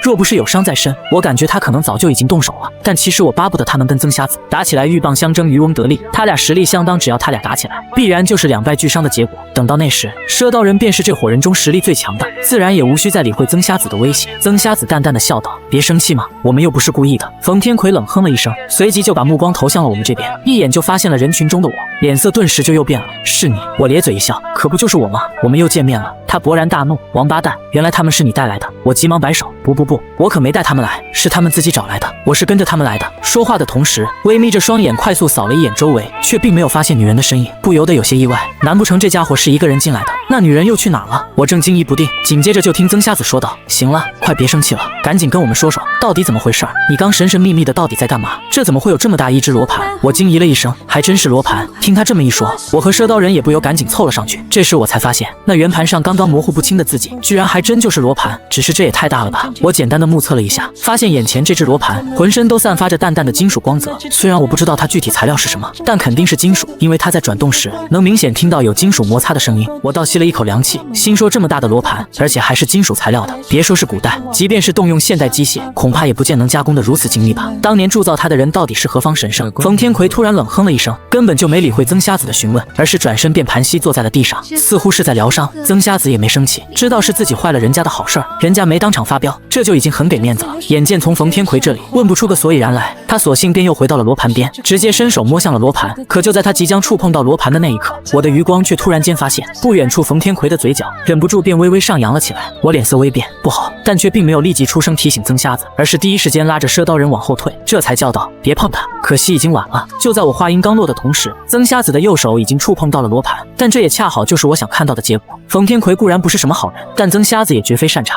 我巴不得他俩能斗个两败俱伤，又怎可能好心的去提醒曾瞎子？我的时机把握的恰到好处，既出声提醒了曾瞎子，但同时又让他来不及反应。被我这么一吼，曾瞎子也不由吓了一跳，本能般便缩回了自己的手。但我预料中的变故却并没有发生。于是乎，当场所有人都齐刷刷看向我，满脸的惊疑不定道：“怎么了？”我讪讪的挠了挠自己的脑袋，随即便指了指不远处的冯天魁。我也不知道，我就是看他刚刚好像在不怀好意的笑。众人全都一愣，其中自然也包括了曾瞎子。刚想要转身向冯天魁看去，就在这时，变故突然发生了。隐隐只听得轰的一声巨响，刚刚已经停止转动的罗盘，此刻竟突然间又转动了起来。同时，那上面的天干地支和28星宿，此刻也突然亮了起来。曾瞎子微微皱了皱眉，本能般想要赶紧后退，但随即他的脸色却突然就变了，直接破口大骂：“姓冯的，你敢阴我！”话音刚落，下一刻他的身体竟不受控制便被拽到了罗盘上，直接落到了刚刚被他触摸过的钱字位上。冯天魁突然咧嘴一笑，紧接着便从地上站了起来，哪里还有半点虚弱的样子？原来这家伙居然是装的吗？冯天魁满脸的淡定道：“别生气嘛，我又没让你碰他，这不是你自找的吗？再者说了，其实这也未必就是坏事儿，只要你能通过他的考验，说不定是你此行最大的机缘。你们大老远的来这儿，不就是冲着这里面的机缘来的吗？”冯天魁突然指了指他面前的罗盘，知道这是什么吗？这可是传说中的天机盘，别人想碰还碰不着呢。此言一出，在场所有人的脸色全都变了，纷纷都把目光再度集中到面前的巨大罗盘上，满脸都是渴望和惊骇的表情。我却皱了皱眉，满脸好奇地对着赊刀人问道：“什么天机盘？很厉害吗？”赊刀人白了我一眼：“废话，那可是传说中的天机盘，能不厉害吗？”此刻的他同样也是满脸的炙热，但被我这么一问，他的眼神倒反而冷静了几分，紧接着说道：“据说当年袁天罡和李淳风就是用这玩意儿推演的大唐国运，这才创作出了推背图这等震烁古今的煌煌巨著。”我眼前一亮，这么厉害，也就是说这玩意儿居然早在唐朝就有了。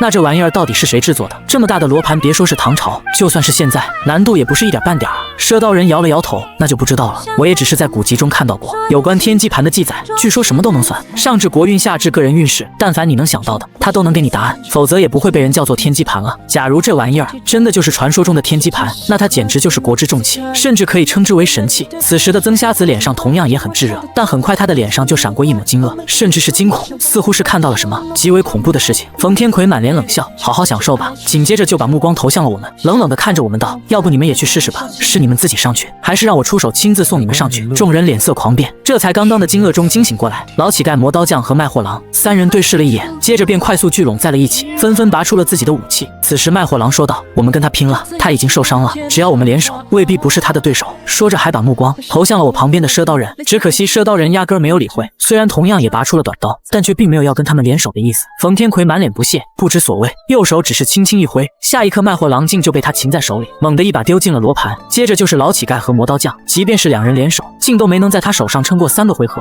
很快便同样也步入了卖货郎的后尘。冯天魁又把目光投向我和赊刀人：“该你们了，你俩也要我亲自动手吗？”赊刀人没有说话，只是默默握紧了他手里的短刀，同时对我说道：“躲远点，待会儿我会尽我所能帮你拦住他，你赶紧出去，带着那几个村民设法离开。”冯天魁突然咧嘴一笑：“没看出来，你倒还挺重情重义的吗？那姓王的都已经死了3年了，你这又是何必呢？”赊刀人冷哼了一声，压根没有理会，而是自顾自地将他手里的短刀直接对准了对面的冯天魁：“出手吧，都说你冯天魁是练神话虚下第一，正好我也想见识见识。”冯天魁突然摇了摇头：“其实不用那么麻烦，你不就是想保下这小子吗？我可以答应你，反正他也对我构不成威胁，只要你上去了，我可以不管他，他爱去哪儿去哪儿。”赊刀人闻言一愣，此话当真？冯天魁笑着点头：“自然是真的，我可以用我秦家的信誉向你保证。”他话音刚落，我便立即怒道：“我呸！狗屁的秦家，你不是姓冯吗？”说完我便拔出了刚刚赊刀人赊给我的短刀，直接跟赊刀人并排站在了一起。别听他的，大不了我们直接跟他拼了，这家伙肯定受伤了，他只是在跟我们虚张声势而已，他没你想的那么强，我也没你想的那么不堪，只要我们联手，未必没有机会。冯天魁当时就笑了，满脸的啧啧赞道：“不错嘛，真不愧是王九的孙子，勇气倒是可嘉。没看出来，这才短短的半个月不见，你小子的胆识倒是见长了。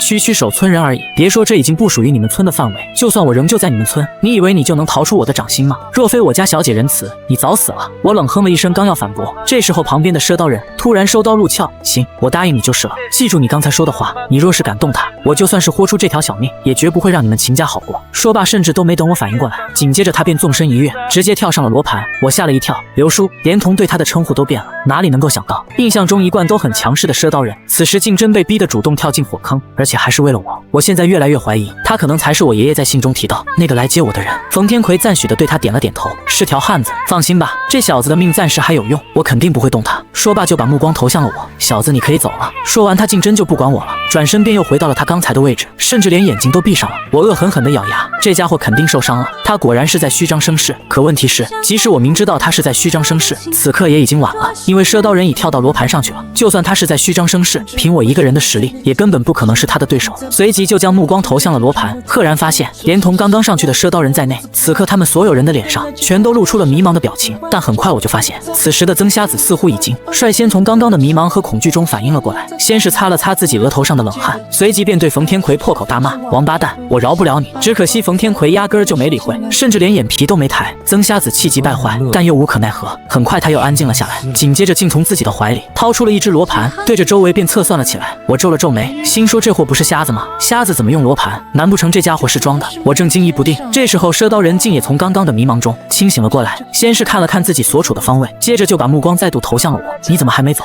快走，回你们村等我，这里没你什么事儿了。我摇了摇头，态度坚决，不要走一起走，你是为了我才上去的，我怎么能把你给丢下？赊刀人气得大骂：蠢货，你以为你留下来就能帮到我吗？你这完全就是在拖我的后腿，刚才要不是有你在，我又何必被逼得主动往火坑里跳？你要是想让我多活几年，你还是赶紧走吧。我仍旧只是摇头，不行，你就别管我了，先顾好你自己吧。我说了，我没你想的那么不堪。赊刀人气得够呛，但见我态度如此坚决，索性便不管我了，而是同样研究起了脚下的罗盘和站位。我不知道上去到底是什么感觉，我只知道此刻赊刀人站的是巽位，乾坤震巽坎离艮兑，巽为风，两风相中，长风不绝，无孔不入。不知何故，我想起了64卦中的巽卦。我记得易经中有关巽卦的卦象是这么说的：一叶孤舟落沙滩，有高无水，进退难；时逢大雨江湖易，不用费力任往返。这是一个中上卦，结果似乎还不错。关键这卦象中说的一叶孤舟落沙滩，有高无水，进退难，倒是跟此刻赊刀人所处的处境出奇的相符。他现在也被困在了罗盘上，进退两难。若是能像卦象上后两句说的时逢大雨江湖易，不用费力任往返，那就好了。可惜那只是卦象，赊刀人也仅仅只是站在的巽位，站位和卦象似乎根本就不沾边。我很想上前去帮赊刀人，想让他尽快脱困。至于通过这盏天机盘的考验得到机缘，我倒是不敢想。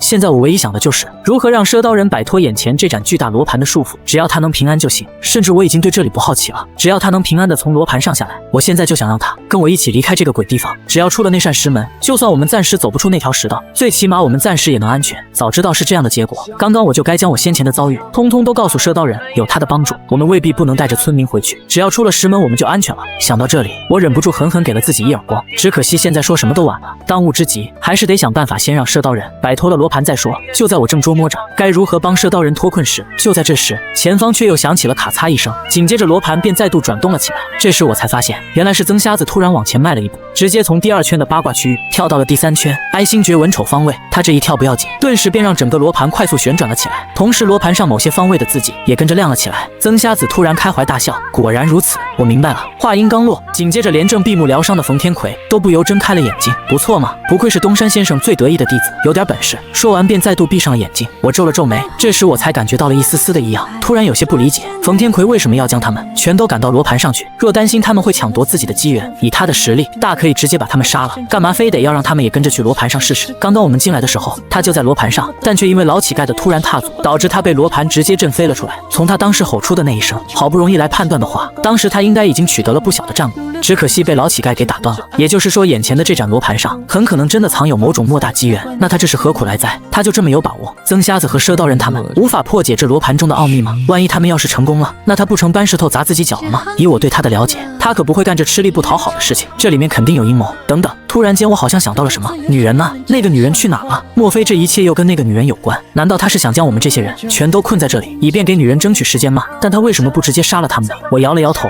脑海中不断快速闪过他刚才才的一举一动，越发觉得这事儿的关键恐怕还是跟那个女人有关。他们肯定还有什么我们不知道的谋划。他们可是早在半个月以前就已经进入到了这里，而我们却只花了1天1夜的时间，也同样抵达了这里。即使他中途遇到了什么机关陷阱，也不至于花这么久的时间吧。之前我还怀疑会不会只有冯天魁一个人进入到了这里，但现在看来，我可以肯定那个女人肯定也进来了，只是我暂时还想不通她到底去了哪里。按照我爸的说法，冯天魁似乎是秦家的大管家，很早便追随在秦老爷子的身边。据说秦老爷子对他有救命之恩，所以他对秦家极为忠心，不然以他的修为，早就已经可以自己出来单干了。直觉告诉我，他们在这半个月里面肯定发现了什么了不得的东西，甚至有可能一开始就是奔着这东西来的，只不过他把这机缘让给了那个女人，而他自己则留在了这里，帮女人拖延时间。果然是条中拳，但这还是无法解释他为什么没有对老乞丐等人直接下死手，除非他们还有用，活着能给他和那个女人带来更大的收益。对，没错，肯定是这样的。想到这里，我忍不住又把目光投向了前方的巨大罗盘，赫然发现那层瞎子在简单用罗盘测算一番后，很快竟又迈出了第2步，直接从罗盘第3圈的哀星诀文丑方位一跃跳到了罗盘第4圈洛书的中宫位，接着就是第5圈劫要煞的武山位。他动作极快，与此同时，他们脚下的罗盘旋转得更厉害了，差点就将处于迷茫状态的老乞丐、磨刀匠和卖货郎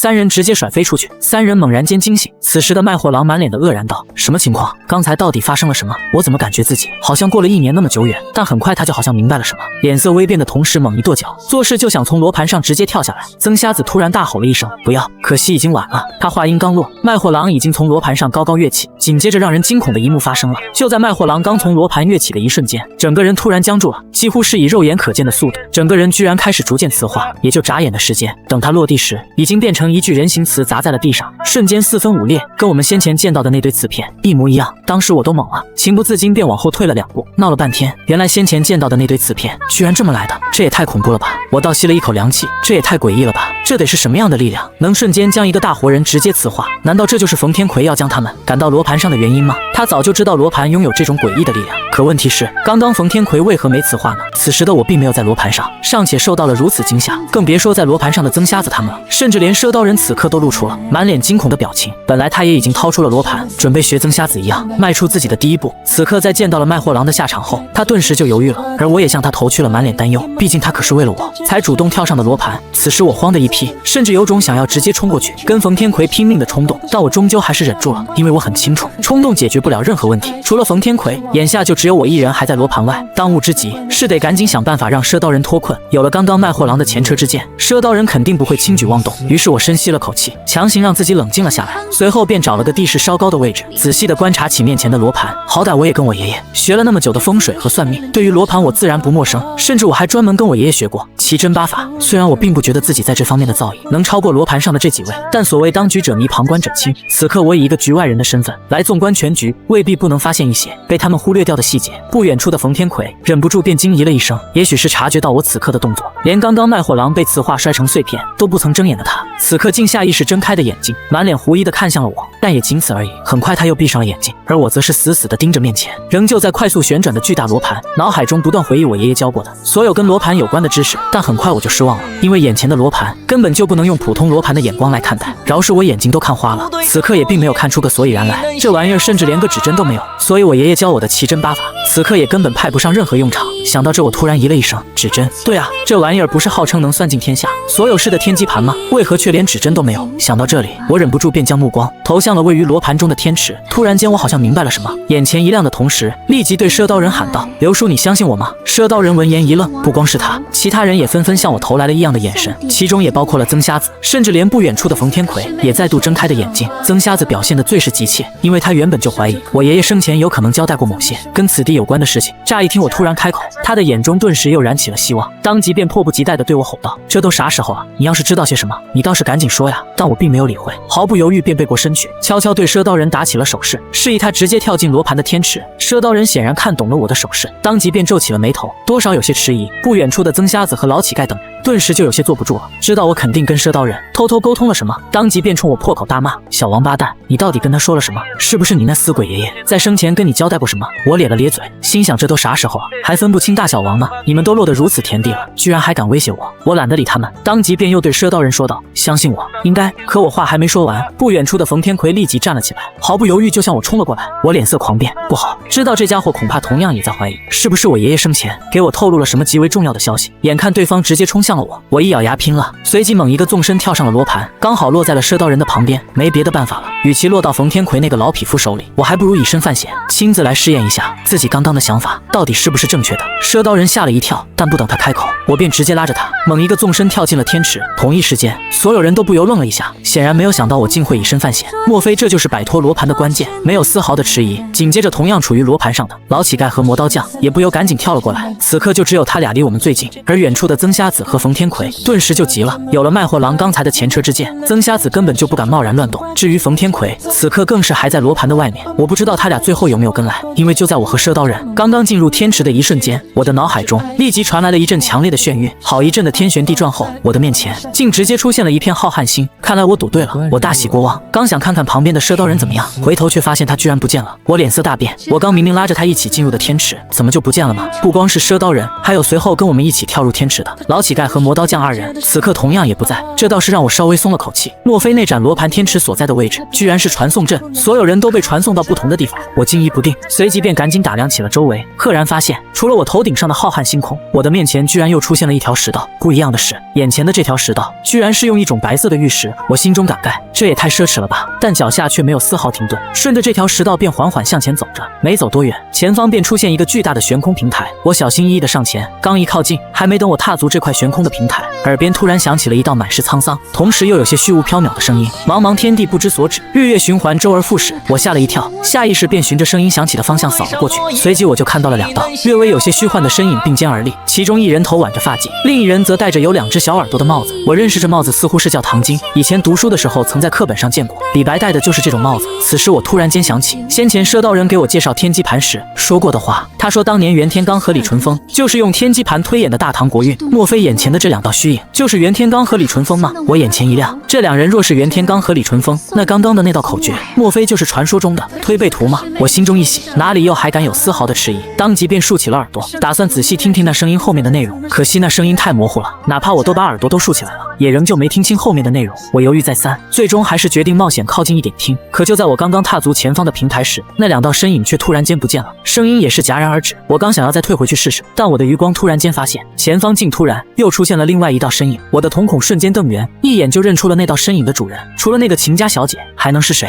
原来她在这里啊！此时的她正盘膝而坐，不过却是背对着我的，一动也不动。我惊疑了一声，莫非这女人正在打坐闭关？如此一来，或许我可以想办法先制服她，然后再以她的性命来威胁冯天魁，放我和射刀人离开。于是我在犹豫了一下后，果断便从腰间拔出了短刀，小心翼翼向着女人靠了上去。就在我离她就只有3米不到时，我便直接向她扑了上去。然而我的短刀还没架到她的脖子上时，她的脑袋就已经垂了下去。我愣了一下，随即就发现她的耳根下面似乎隐隐有血迹流淌了出来。受伤了吗？我仍旧不敢大意，而是围绕着她转了一圈。等我绕她的面前，我才发现岂止是耳朵，此刻她的眼儿口鼻中都在淌血，气息更是萎靡到了极点，也就只剩下最后一口气了。我皱了皱眉，什么情况？该不会是走火入魔了吧？我试探性地冲她喊了一声，见她毫无反应，我才上前轻轻抬起她的脑袋。这时她才微微睁开了眼睛，见到是我后，她的眼前顿时亮了，赶忙用虚弱的语气道：救我！我眉头紧蹙，多少有些迟疑。这倒也不是我想不想救的问题，而是我根本就不知道该如何救她。此时的她七窍流血，鬼知道她到底是中毒还是走火入魔了。我是山书的传人，又不是医书的传人，就算我想救她，那也得我有那个能力才行呀。其次就是她在我心目中的印象，其实也算不上什么好人。半个月前发生的事情，我还历历在目。如果我救了她，待会儿她又会不会对我恩将仇报？但我犹豫再三，最终还是过不了心里那道坎。说到底，她毕竟是我名义上的妻子，同时也是我人生中的第一个女人。哪怕我是被他们强迫的，但终究还是跟她发生了关系。而且听我爸的意思，我俩的身份其实是反过来的。他想拿我当他的药引，殊不知他才是我的药引。真要是做事不管见死不救，似乎也确实有些说不过去。于是我犹豫了一下，最终还是上前扶着他，准备把他平躺下来。然而就在我拖着他的脑袋，正准备将他平放在地上时，刚刚还虚弱双眼紧闭的女人，此刻却突然间睁开了眼睛。原本瘫软无力的双手，此刻也突然用力，直接缠住了我的脖子。我脸色巨变，第一反应就是自己可能又被他算计了。可还没等我反应过来呢，下一刻我的嘴巴就被2片冰冷的唇瓣给堵住了。我浑身一颤，脑海几乎瞬间就变得一片空白。他想干什么？总不会是想在这里再跟我？没有丝毫的迟疑，我本能般就想要赶紧将他推开，可惜已经晚了，因为紧接着我就感觉有什么东西钻进了我的嘴里。可惜已经晚了，因为紧接着我就感觉有什么东西钻进了我的嘴里，不是他的舌头，而是一颗冰冷的珠子。甚至都没等我反应过来，紧接着那颗珠子便顺着我的喉咙滑了下来。这时我才终于推开了他，连退了好几步，满脸惊恐的怒视他道：“你给我吃了什么？”谁知他竟压根儿没有理会。但很快我就发现，自打他将那颗珠子吐给我之后，他刚刚还萎靡到极点的气息，此刻竟突然间缓和了过来，甚至有节节攀升的趋势。这下糟了，自己肯定又被他给算计了。没有丝毫的迟疑，此时的我赶忙就将竖起双指，直接伸进了自己的喉咙里，可惜毫无卵用。也是这时，女人才终于开口：“别白费力气了，你若是不想死，就赶紧按我说的去做，不仅不会死，说不定反而是你的机缘。”我气急败坏，心想傻子才会再信你。女人突然眉头一挑，满脸的强硬道：“听话，那颗珠子真是此地最大的机缘，同时也是我们此行的最终目的。可惜我福薄无福消受，不然我才不会便宜你。”说罢，她便直接盘膝坐在我面前，不想死就赶紧给我坐下，我教你该如何炼化它。我皱了皱眉，刚想要说我才不信，偏偏就在这时，体内却突然传来了躁动，一股极为恐怖的气息瞬间就从我的小腹处弥漫开来。我脚下一软，刚好坐在他的面前，随即他便突然伸出了自己的双手，让我赶紧将掌心贴在他的手上。体内的躁动越发恐怖，当时我也来不及多想了，只能抱着试一试的态度，直接将双手跟他贴在了一起。瞬间我就感觉到了一股极为精纯的真气顺着他的掌心传入我的体内，我脸色大变，这才得知原来这女人的修为这么恐怖，光是保守估计，恐怕她已经突破到了炼气化神境，足足比我高了一整个大境界。